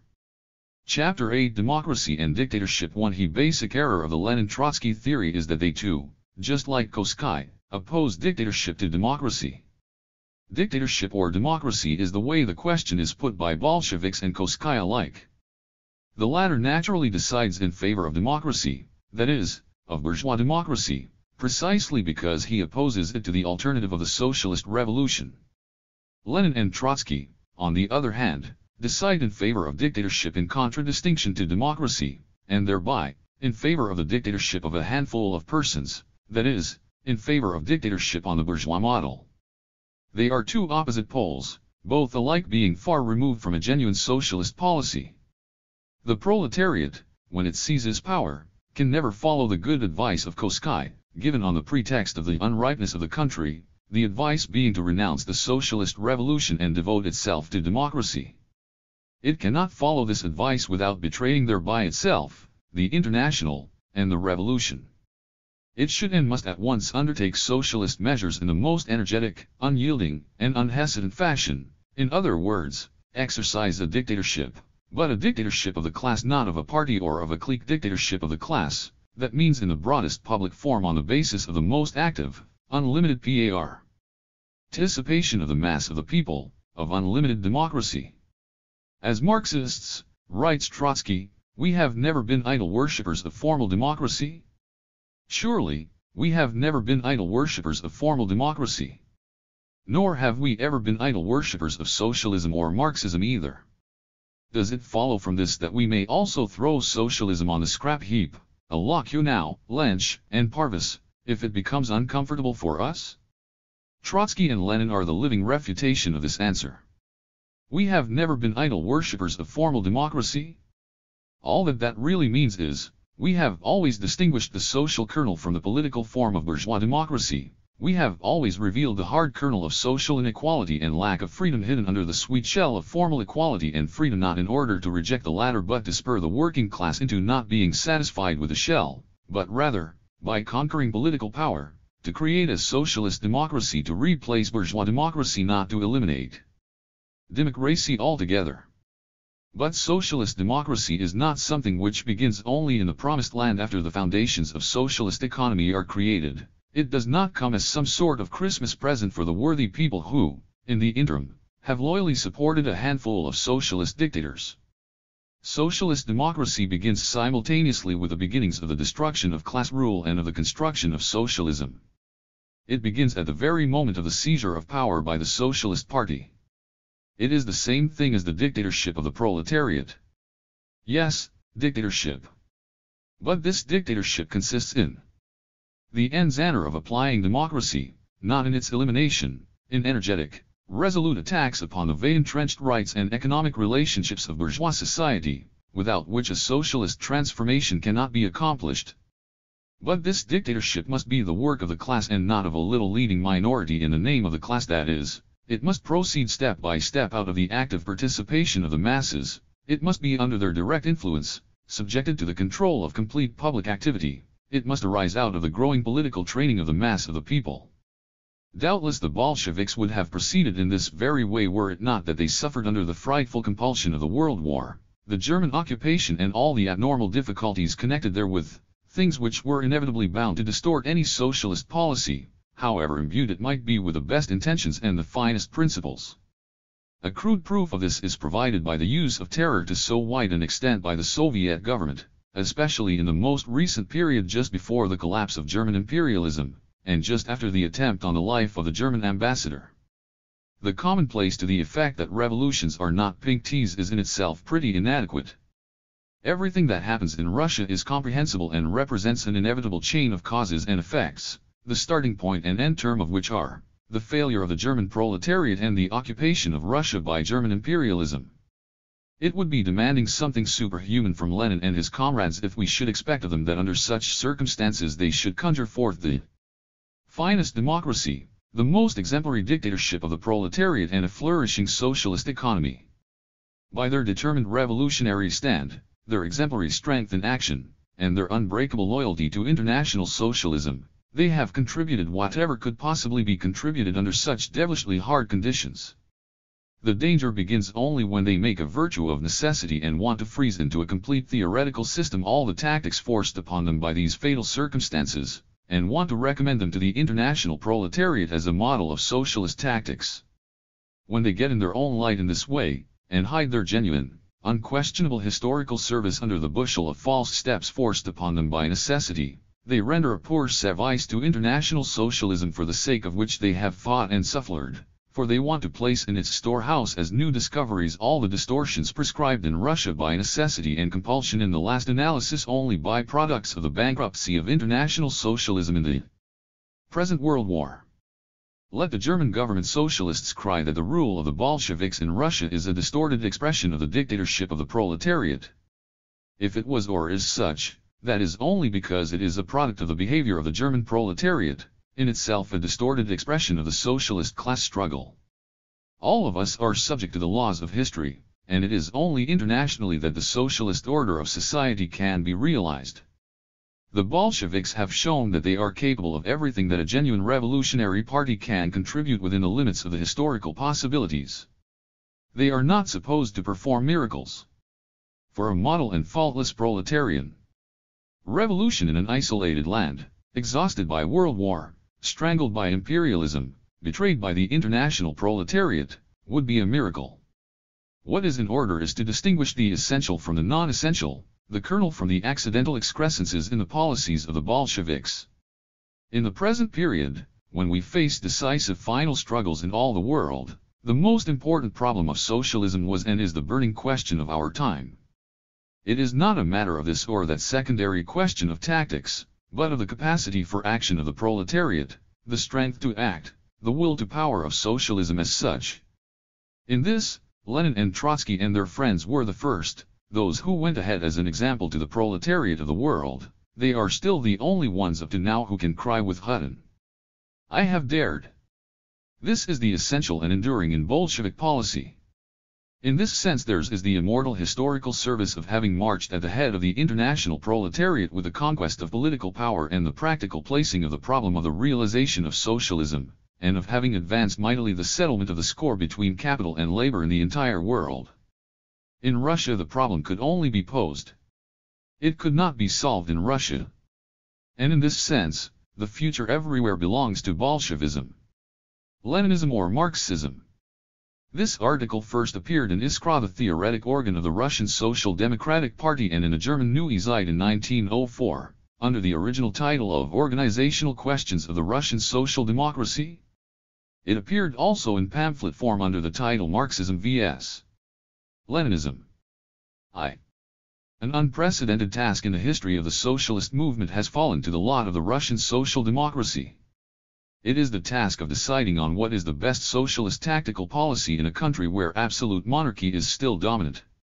It is a mistake to draw a rigid parallel between the present Russian situation and that which existed in Germany during the years 1878 to 90, when Bismarck's anti-socialist laws were in force. The two have one thing in common: police rule. Otherwise, they are in no way comparable. The obstacles offered to the socialist movement by the absence of democratic liberties are of relatively secondary importance. Even in Russia, the people's movement has succeeded in overcoming the barriers set up by the state. The people have found themselves a constitution, though a rather precarious one, in street disorders. Persevering in this course, the Russian people will in time attain complete victory over the autocracy. The principal difficulty faced by socialist activity in Russia results from the fact that in that country the domination of the bourgeoisie is veiled by absolutist force. This gives socialist propaganda an abstract character, while immediate political agitation takes on a democratic revolutionary guise.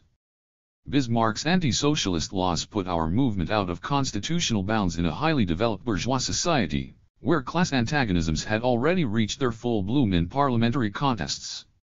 Here, by the way, lay the absurdity of Bismarck's scheme. The situation is quite different in Russia. The problem there is how to create a social democratic movement at a time when the state is not yet in the hands of the bourgeoisie. This circumstance has an influence on agitation, on the manner of transplanting socialist doctrine to Russian soil. It also bears in a peculiar and direct way on the question of party organization. Under ordinary conditions, that is, where the political domination of the bourgeoisie has preceded the socialist movement, the bourgeoisie itself instills in the working class the rudiments of political solidarity. At this stage, declares the Communist Manifesto, the unification of the workers is not yet the result of their own aspiration to unity but comes as a result of the activity of the bourgeoisie, which, in order to attain its own political ends, is compelled to set the proletariat in motion. In Russia, however, the social democracy must make up by its own efforts an entire historic period.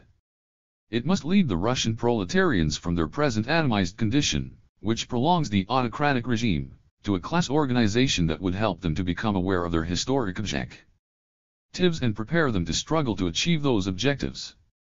The Russian socialists are obliged to undertake the building of such an organization without the benefit of the formal guarantees commonly found under a bourgeois democratic setup.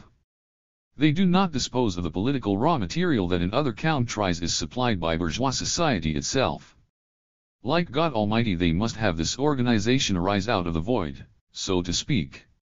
How to effect a transition from the type of organization characteristic of the preparatory stage of the socialist movement, usually featured by disconnected local groups and clubs, with propaganda as a principal activity, to the unity of a large, national body, suitable for concerted political action over the entire vast territory ruled by the Russian state.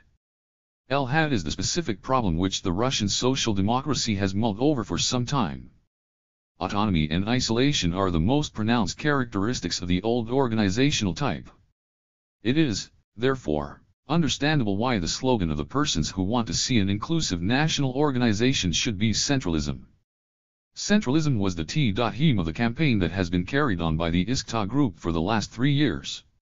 This campaign has produced the Congress of August 1903, which has been described as the Second Congress of the Russian Social Democratic Party but was, in fact, its constituent assembly.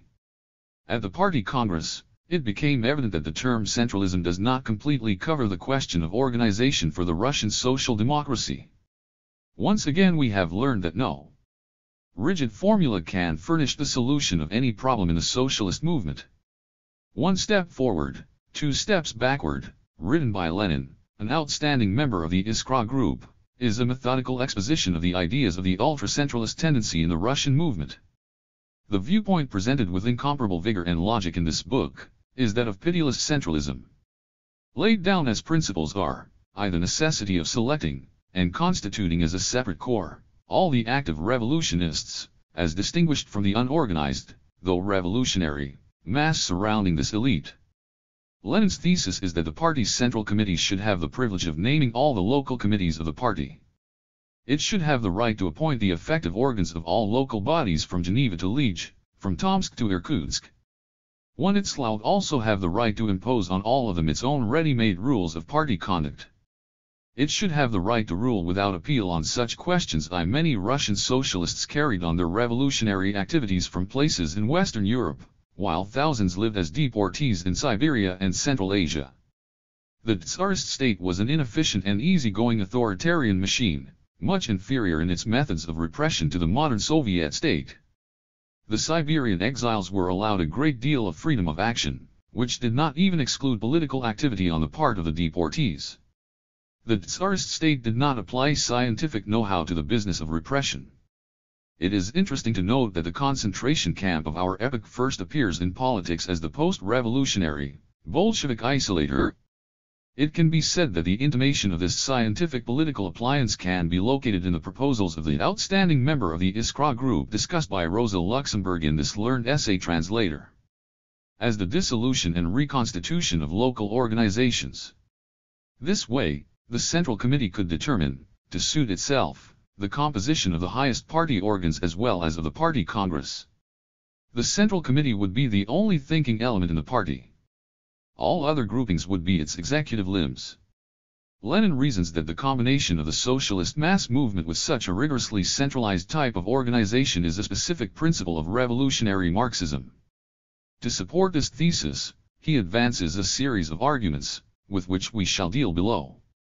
Generally speaking, it is undeniable that a strong tendency toward centralization is inherent in the social democratic movement. This tendency springs from the economic makeup of capitalism, which is essentially a centralizing factor. The social democratic movement carries on its activity inside the large bourgeois city.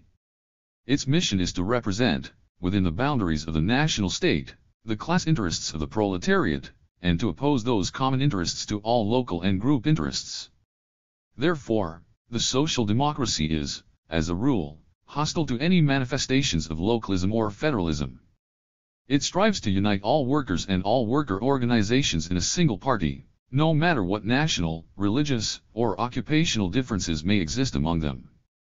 The social democracy abandons this principle and gives way to federalism only under exceptional conditions, as in the case of the Austro-Hungarian Empire. It is clear that the Russian social democracy should not organize itself as a federative conglomerate of many national groups. It must rather be a single party for the entire empire. However, that is not really the question considered here. What we are considering is the degree of centralization necessary inside the unified, single Russian party in view of the peculiar conditions under which it has to function. Looking at the matter from the angle of the formal tasks of the social democracy in its capacity as a party of class struggle, it appears at first that the power and energy of the party are directly dependent on the possibility of centralizing the party. However, these formal tasks apply to all active parties.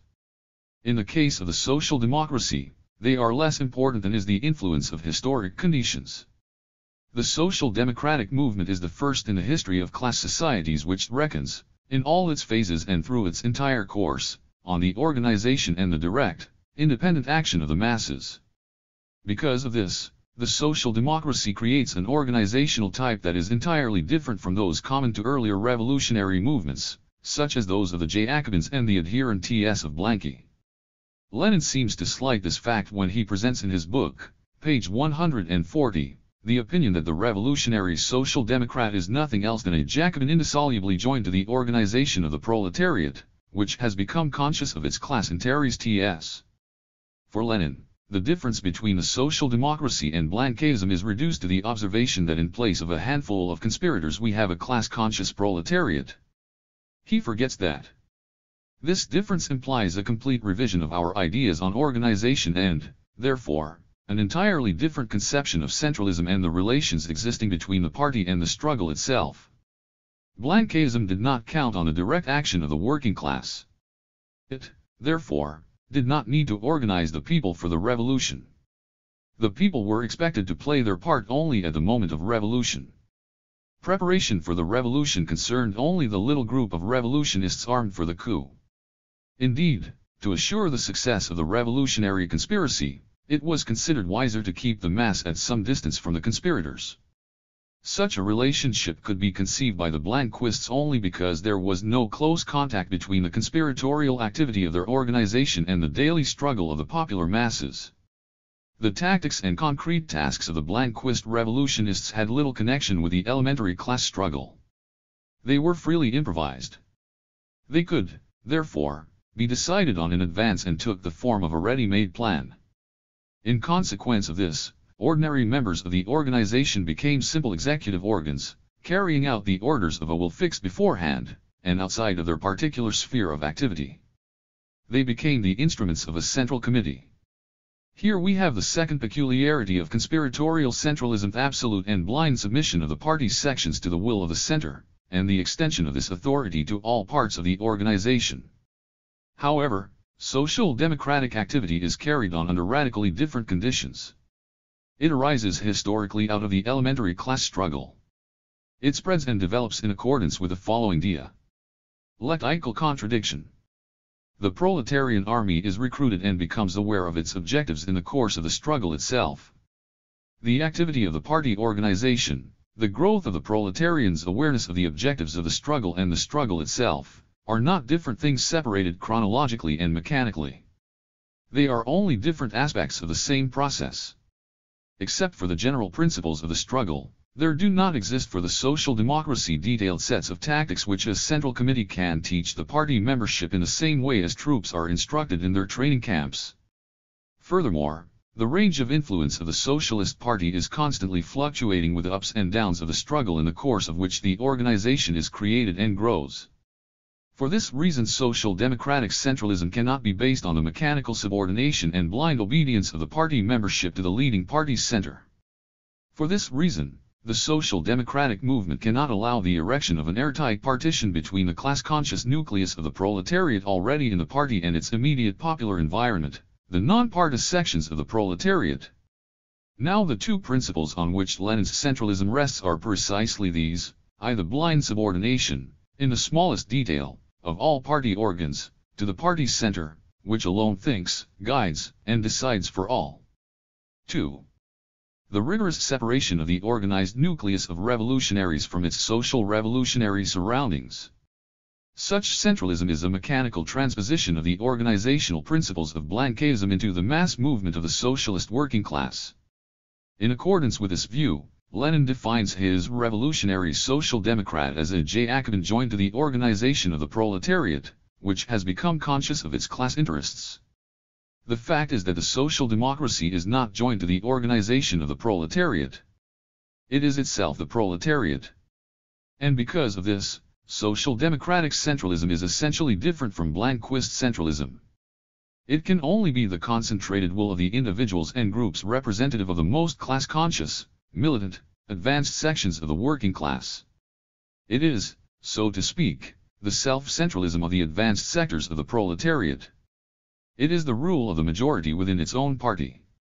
The indispensable conditions for the realization of social democratic centralism are, I. The existence of a large contingent of workers educated in the political struggle. 2. The possibility for the workers to develop their own political activity through direct influence on public life, in a party press, and public congresses, etc. These conditions are not yet fully formed in Russia. The first a proletarian vanguard, conscious of its class interests and capable of self-direction in political activity, is only now emerging in Russia. All efforts of socialist agitation and organization should aim to hasten the formation of such a vanguard.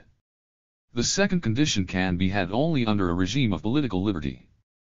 With these conclusions, Lenin disagrees violently. He is convinced that all the conditions necessary for the formation of a powerful and centralized party already exist in Russia. He declares that it is no longer the proletarians bulletin tease certain intellectuals in our party who need to be educated in the matters of organization and discipline, page 145. He glorifies the educative influence of the factory, which, he says, accustoms the proletariat to discipline and organization, page 147. Saying all this, Lenin seems to demonstrate again that his conception of socialist organization is quite mechanistic. The discipline Lenin has in mind is being implanted in the working class not only by the factory but also by the military and the existing state bureaucracy, by the entire mechanism of the centralized bourgeois state.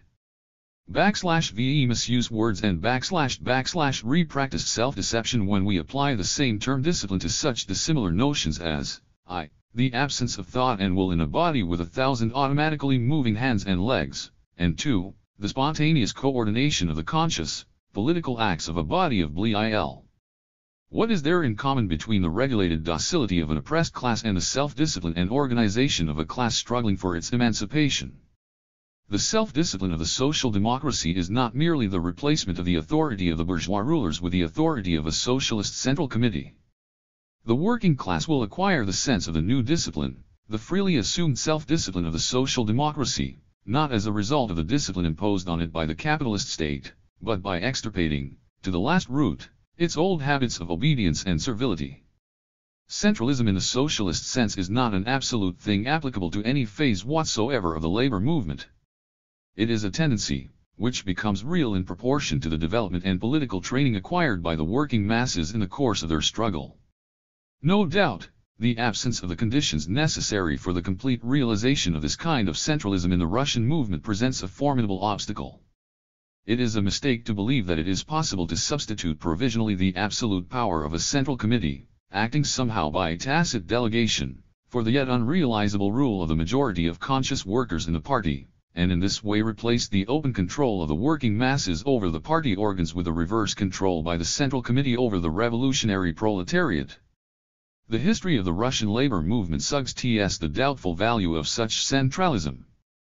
An all-powerful center, invested, as Lenin would have it, with the unlimited right to control and intervene, would be an absurdity if its authority applied only to technical questions, such as the administration of funds, the distribution of tasks among propagandists and agitators, the transportation and circulation of printed matter.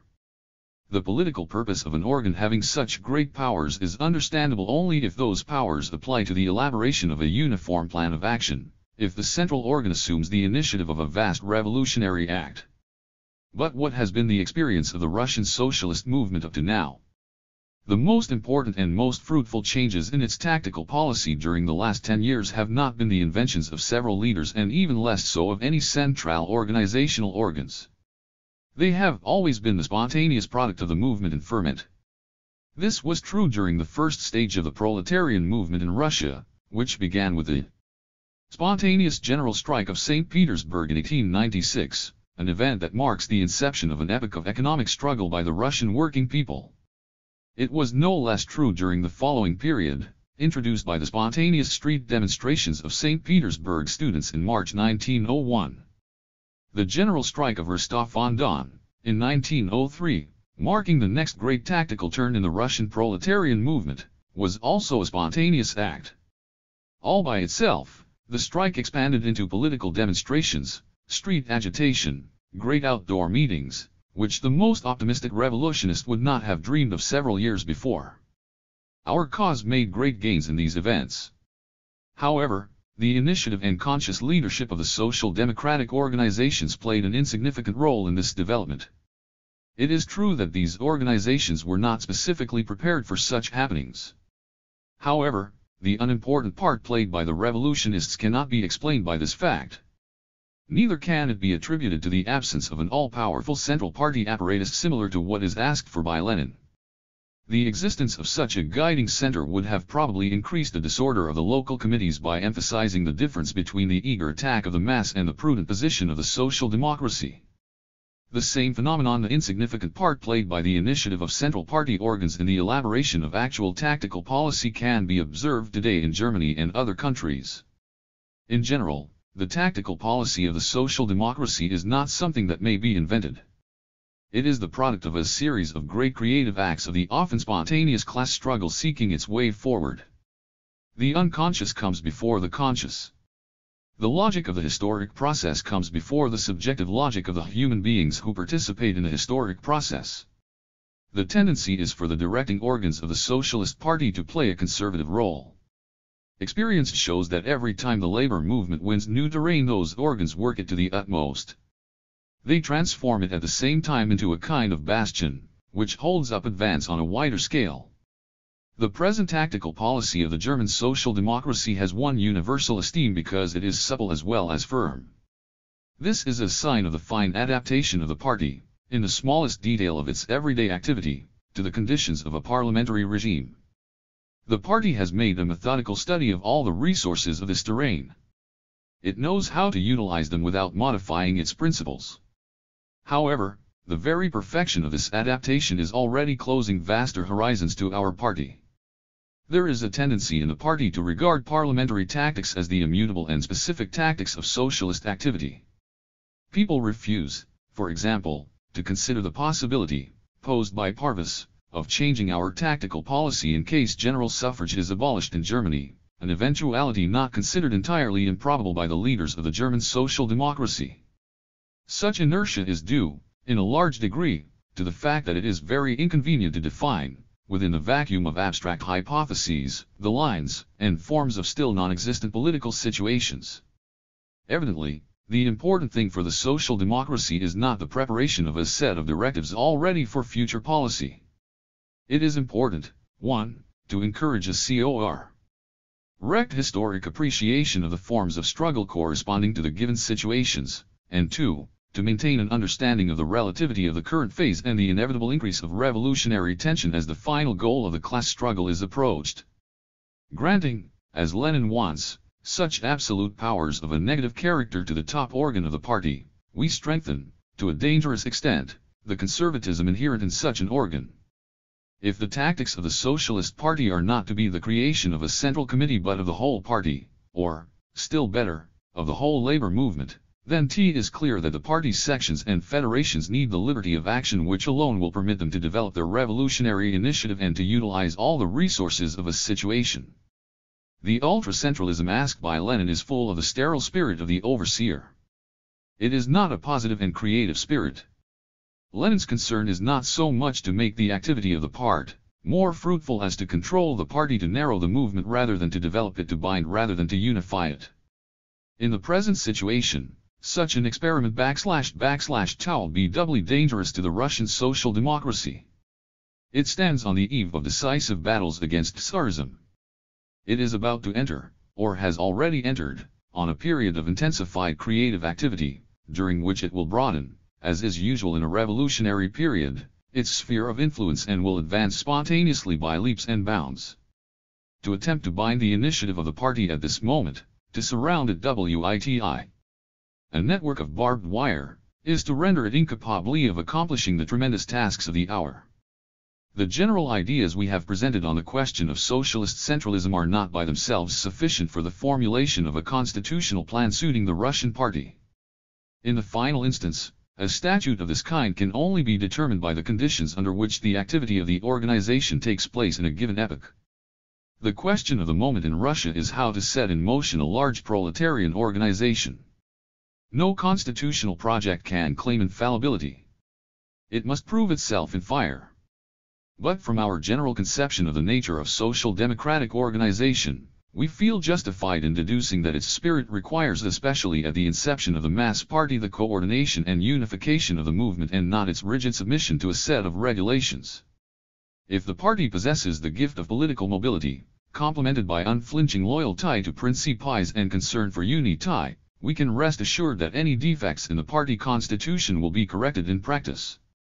For us, it is not the letter, but the living spirit carried into the organization by the membership that decides the value of this or that organizational form.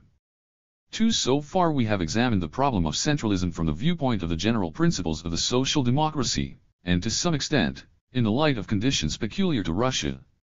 However, the military ultra-centralism cried up by Lenin and his friends is not the product of accidental differences of opinion. It is said to be related to a campaign against opportunism which Lenin has carried to the smallest organizational detail. It is important, says Lenin, page 52, to forge a more or less effective weapon against opportunism. He believes that opportunism springs specifically from the characteristic leaning of intellectuals to decentralization and disorganization, from their aversion for strict discipline and bureaucracy, which is, however, necessary for the functioning of the party. Lenin says that intellectuals remain individualists and tend to anarchism even after they have joined the socialist movement. According to him, it is only among intellectuals that we can note a repugnance for the absolute authority of a central committee. The authentic proletarian, Lenin suggests, finds by reason of his class instinct a kind of voluptuous pleasure in abandoning himself to the clutch of firm leadership and pitiless discipline. To oppose bureaucracy to democracy, writes Lenin, is to contrast the organizational principle of revolutionary social democracy to the methods of opportunist organization, page 151. He declares that a similar conflict between centralizing and autonomous tendencies is taking place in all countries where reformism and revolutionary socialism meet face to face. He points in particular to the recent controversy in the German social democracy on the question of the degree of freedom of action to be allowed by the party to socialist representatives in legislative assemblies. Let us examine the parallels drawn by Lenin. First, it is important to point out that the glorification of the surplus genius of proletarians in the matter of socialist organization and a general distrust of intellectuals as such are not necessarily signs of revolutionary Marxist mentality. It is very easy to demonstrate that such arguments are themselves an expression of opportunism. Antagonism between purely proletarian elements and the non-proletarian intellectuals in the labor movement is raised as an ideological issue by the following trends: the semi-anarchism of the French syndicalists, whose watchword is "beware of the politician"; English trade unionism, full of mistrust of the socialist visionaries; and, if our information is correct, the pure economism, represented a short while ago within the Russian social democracy by Rabotchaya MYSL, labor thought, which was printed secretly in St. Petersburg. In most socialist parties of Western Europe there is undoubtedly a connection between opportunism and the intellectuals, as well as between opportunism and decentralizing tendencies within the labor movement. But nothing is more contrary to the historic dialectic method of Marxist thought than to separate social phenomena from their historic soil and to present these phenomena as abstract formulas having an absolute, general application. Reasoning abstractly, we may say that the intellectual, a social element which has emerged out of the bourgeoisie and is therefore alien to the proletariat, enters the socialist movement not because of his natural class inclinations but in spite of them. For this reason, he is more liable to opportunist aberrations than the proletarian. The latter, we say, can be expected to find a definite revolutionary point of support in his class interests as long as he does not leave his original environment, the laboring mass. But the concrete form assumed by this inclination of the intellectual toward opportunism, and, above all, the manner in which this tendency expresses itself in organizational questions depend every time on his given social milieu.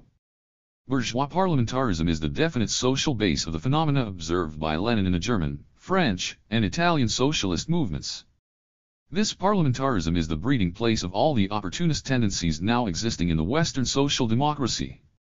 The kind of parliamentarism we now have in France, Italy, and Germany provides the soil for such illusions of current opportunism as overvaluation of social reforms, class and party collaboration, the hope of pacific development toward socialism, etc. It does so by placing intellectuals, acting in the capacity of parliamentarians, above the proletariat and by separating intellectuals from proletarians inside the Socialist Party itself. With the growth of the labor movement, parliamentarism becomes a springboard for political careerists. That is why so many ambitious failures from the bourgeoisie flock to the banners of the socialist parties. Another source of contemporary opportunism is the considerable material means and influence of the large social democratic organizations. The party acts as a bulwark protecting the class movement against aggressions in the direction of more bourgeois parliamentarism. To triumph, these tendencies must destroy the bulwark. They must dissolve the active, class-conscious sector of the proletariat in the amorphous mass of an electorate. That is how the autonomist and decentralizing tendencies arise in our social democratic parties. We notice that these tendencies suit definite political ends. They cannot be explained, as Lenin attempts, by referring to the intellectual's psychology, to his supposedly innate instability of character. They can only be explained by considering the needs of the bourgeois parliamentary politician, that is, by opportunist politics. The situation is quite different in Tsarist Russia. Opportunism in the Russian labor movement is, generally speaking, not the byproduct of social democratic strength or of the decomposition of the bourgeoisie. It is the product of the backward political condition of Russian society. The milieu where intellectuals are recruited for socialism in Russia is much more déclassé and by far less bourgeois than in Western Europe. Added to the immaturity of the Russian proletarian movement, this circumstance is an influence for white theoretic wandering, which ranges from the complete negation of the political aspect of the labor movement to the unqualified belief in the effectiveness of isolated terrorist acts, or even total political indifference sought in the swamps of liberalism and Kantian idealism. However, the intellectual within the Russian social democratic movement can only with difficulty be attracted to any act of disorganization. It is contrary to the general outlook of the Russian intellectuals' milieu. There is no bourgeois parliament in Russia to favor this tendency. The Western intellectual who professes at this moment the cult of the ego and colors even his socialist yearnings with an aristocratic morale, is not the representative of the bourgeois intelligentsia in general. He represents only a certain phase of social development. He is the product of bourgeois decadence. On the other hand, the utopian, or opportunist dreams of the Russian intellectual who has joined the socialist movement tend to nourish themselves on theoretic formulae in which the ego is not exalted but humiliated, in which the morality of renunciation, expiation, is the dominant principle. The Narodniki, populists, of 1875 called on the Russian intelligentsia to lose themselves in the peasant mass. The ultra-civilized followers of Tolstoy speak today of escape to the life of the simple folk. Similarly, the partisans of pure economism in the Russian social democracy want us to bow down before the calloused hand of labor. If instead of mechanically applying to Russia formulae elaborated in Western Europe, we approach the problem of organization from the angle of conditions specific to Russia, we arrive at conclusions that are diametrically opposed to Lenin's. To attribute to opportunism an invariable preference for a definite form of organization, that is, decentralization, is to miss the essence of opportunism. On the question of organization, or any other question, opportunism knows only one principle, the absence of principle. Opportunism chooses its means of action with the aim of suiting the given circumstances at hand, provided these means appear to lead toward the ends in view. If, like Lenin, we define opportunism as the tendency that paralyzes the independent revolutionary movement of the working class and transforms it into an instrument of ambitious bourgeois intellectuals, we must also recognize that in the initial stage of a labor movement this end is more easily attained as a result of rigorous centralization rather than by decentralization. It is by extreme centralization that a young, uneducated proletarian movement can be most completely handed over to the intellectual leaders staffing a central committee. Also in Germany, at the start of the social democratic movement, and before the emergence of a solid nucleus of conscious proletarians and a tactical policy based on experience, partisans of the two opposite types of organization faced each other in argument. The General Association of German Workers, founded by Lassalle, stood for extreme centralization. Allgemeine Deutsche Arbeiterverein organized on May 23, 1863 translator. The principle of autonomism was supported by the party, which was organized at the Eisenach Congress with the collaboration of W. Liebknecht and A. Babel. Deutsche Sozialdemokratische Arbeiterpartei organized at Eisenach, Germany, in 1869. Translator. The tactical policy of the Eisenachers was quite confused. Yet they contributed vastly more to the awakening of class consciousness of the German masses than the Lassalleans. Very early the workers played a preponderant role in that party, as was demonstrated by the number of worker publications in the provinces, and there was a rapid extension of the range of the movement. At the same time, the Lassalleans, in spite of all their experiments with dictators, led their faithful from one misadventure to another. In general, it is rigorous, despotic centralism that is preferred by opportunist intellectuals at a time when the revolutionary elements among the workers still lack cohesion and the movement is groping its way, as is the case now in Russia. In a later phase, under a parliamentary regime and in connection with a strong labor party, the opportunist tendencies of the intellectuals expressed themselves in an inclination toward decentralization. If we assume the viewpoint claimed as his own by Lenin and we fear the influence of intellectuals in the proletarian movement, we can conceive of no greater danger to the Russian party than Lenin's plan of organization. Nothing will more surely enslave a young labor movement to an intellectual elite hungry for power than this bureaucratic straitjacket which will immobilize the movement and turn it into an automaton manipulated by a central committee.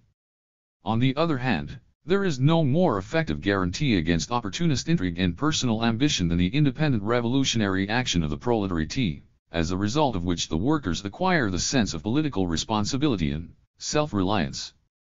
What is today only a phantom haunting Lenin's imagination may become reality tomorrow. Let us not forget that the revolution soon to break out in Russia will be a bourgeois and not a proletarian revolution. This modifies radically all the conditions of socialist struggle. The Russian intellectuals, too, will rapidly become imbued with bourgeois ideology. The social democracy is at present the only guide of the Russian proletariat. But on the day after the revolution, we shall see the bourgeoisie, and above all the bourgeois intellectuals, seek to use the masses as a stepping stone to their domination. The game of the bourgeois demagogues will be made easier if at the present stage, the spontaneous action, initiative, and political sense of the advanced sections of the working class are hindered in their development and restricted by the protectorate of an authoritarian central committee. More important is the fundamental falseness of the idea underlying the plan of unqualified centralism, the idea that the road to opportunism can be barred by means of clauses in a party constitution. Impressed by recent happenings in the socialist parties of France, Italy, and Germany, the Russian Social Democrats tend to regard opportunism as an alien ingredient, brought into the labor movement by representatives of bourgeois democracy. If that were so, no penalties provided by a party constitution could stop this intrusion. The afflux of non-proletarian recruits to the party of the proletariat is the effect of profound social causes, such as the economic collapse of the petty bourgeoisie, the bankruptcy of bourgeois liberalism, and the degeneration of bourgeois democracy. It is naive to hope to stop this current by means of a formula written down in a constitution. A manual of regulations may master the life of a small sect or a private circle. An historic current, however, will pass through the mesh of the most subtly worded statutory paragraph. It is furthermore untrue that to repel the elements pushed toward the socialist movement by the decomposition of bourgeois society means to defend the interests of the working class. The social democracy has always contended that it represents not only the class interests of the proletariat but also the progressive aspirations of the whole of contemporary society. It represents the interests of all who are oppressed by bourgeois domination. This must not be understood merely in the sense that all these interests are ideally contained in the socialist program. Historic evolution translates the given proposition into reality. In its capacity as a political party, the social democracy becomes the haven of all discontented elements in our society and thus of the entire people, as contrasted to the tiny minority of the capitalist masters. But socialists must always know how to subordinate the anguish, rancor, and hope of this motley aggregation to the supreme goal of the working class. The social democracy must enclose the tumult of the non-proletarian Protestants against existing society within the bounds of the revolutionary action of the proletariat. It must assimilate the elements that come to it. This is only possible if the social democracy already contains a strong, politically educated proletarian nucleus class conscious enough to be able, as up to now in Germany, to pull along in its tow the déclassé and petty bourgeois elements that join the party. In that case, greater strictness in the application of the principle of centralization and more severe discipline, specifically formulated in party bylaws, may be an effective safeguard against the opportunist danger. That is how the revolutionary socialist movement in France defended itself against the Jurist confusion. A modification of the constitution of the German social democracy in that direction would be a very timely measure. But even here we should not think of the party constitution as a weapon that is, somehow, self-sufficient. It can be at most a coercive instrument enforcing the will of the proletarian majority in the party. If this majority is lacking, then the most dire sanctions on paper will be of no avail. However, the influx of bourgeois elements into the party is far from being the only cause of the opportunist trends that are now raising their heads in the social democracy. Another cause is the very nature of socialist activity and the contradictions inherent in it. The international movement of the proletariat toward its complete emancipation is a process peculiar in the following respect. For the first time in the history of civilization, the people are expressing their will consciously and in opposition to all ruling classes. But this will can only be satisfied beyond the limits of the existing system. Now the mass can only acquire and strengthen this will in the course of the day-to-day struggle against the existing social order that is, within the limits of capitalist society. On the one hand, we have the mass, on the other, its historic goal, located outside of existing society.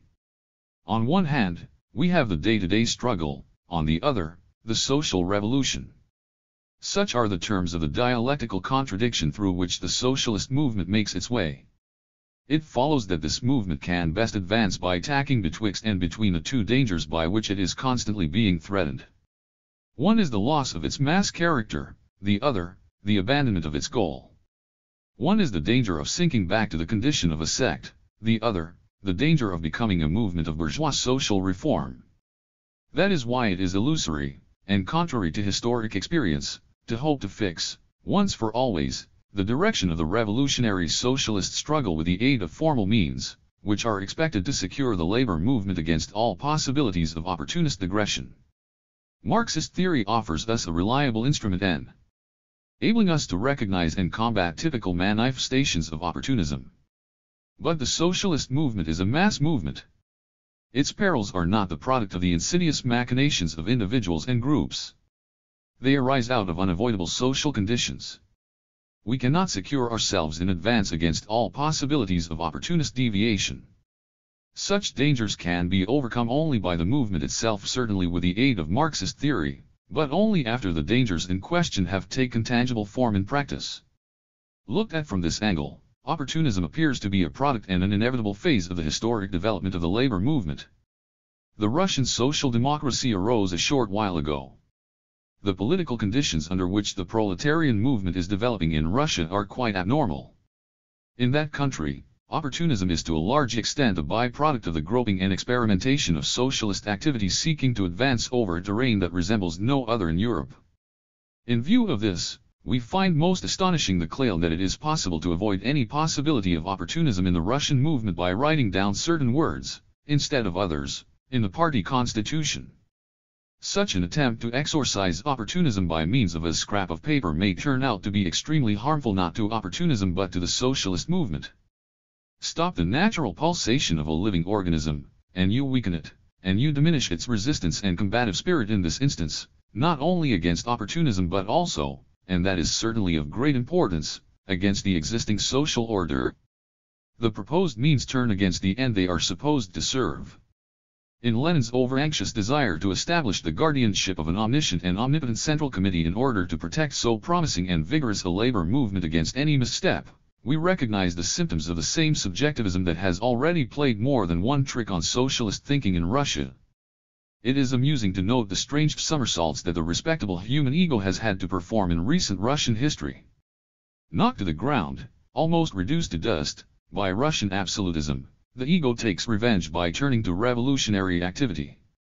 In the shape of a committee of conspirators, in the name of a non-existent will of the people, it seats itself on a kind of throne and proclaims it is all-powerful. The reference is to the conspiratorial circle which attacked Tsarism from 1879 to 1883 by means of terrorist acts and finally assassinated Alexander XI translator. But the object proves to be the stronger. The nout is triumphant, for Tsarist might seems to be the legitimate expression of history. In time we see appear on the scene an even more legitimate child of history, the Russian labor movement. For the first time, bases for the formation of a real peoples will are laid in Russian soil. But here is the ego of the Russian revolutionary again. Pirouetting on its head, it once more proclaims itself to be the all-powerful director of history, this time with the title of His Excellency the Central Committee of the Social Democratic Party of Russia. The nimble acrobat fails to perceive that the only subject which merits today the role of director is the collective ego of the working class. The working class demands the right to make its mistakes and learn in the dialectic of history. Let us speak plainly. Historically, the errors committed by a truly revolutionary movement are infinitely more fruitful than the infallibility of the cleverest Central Committee.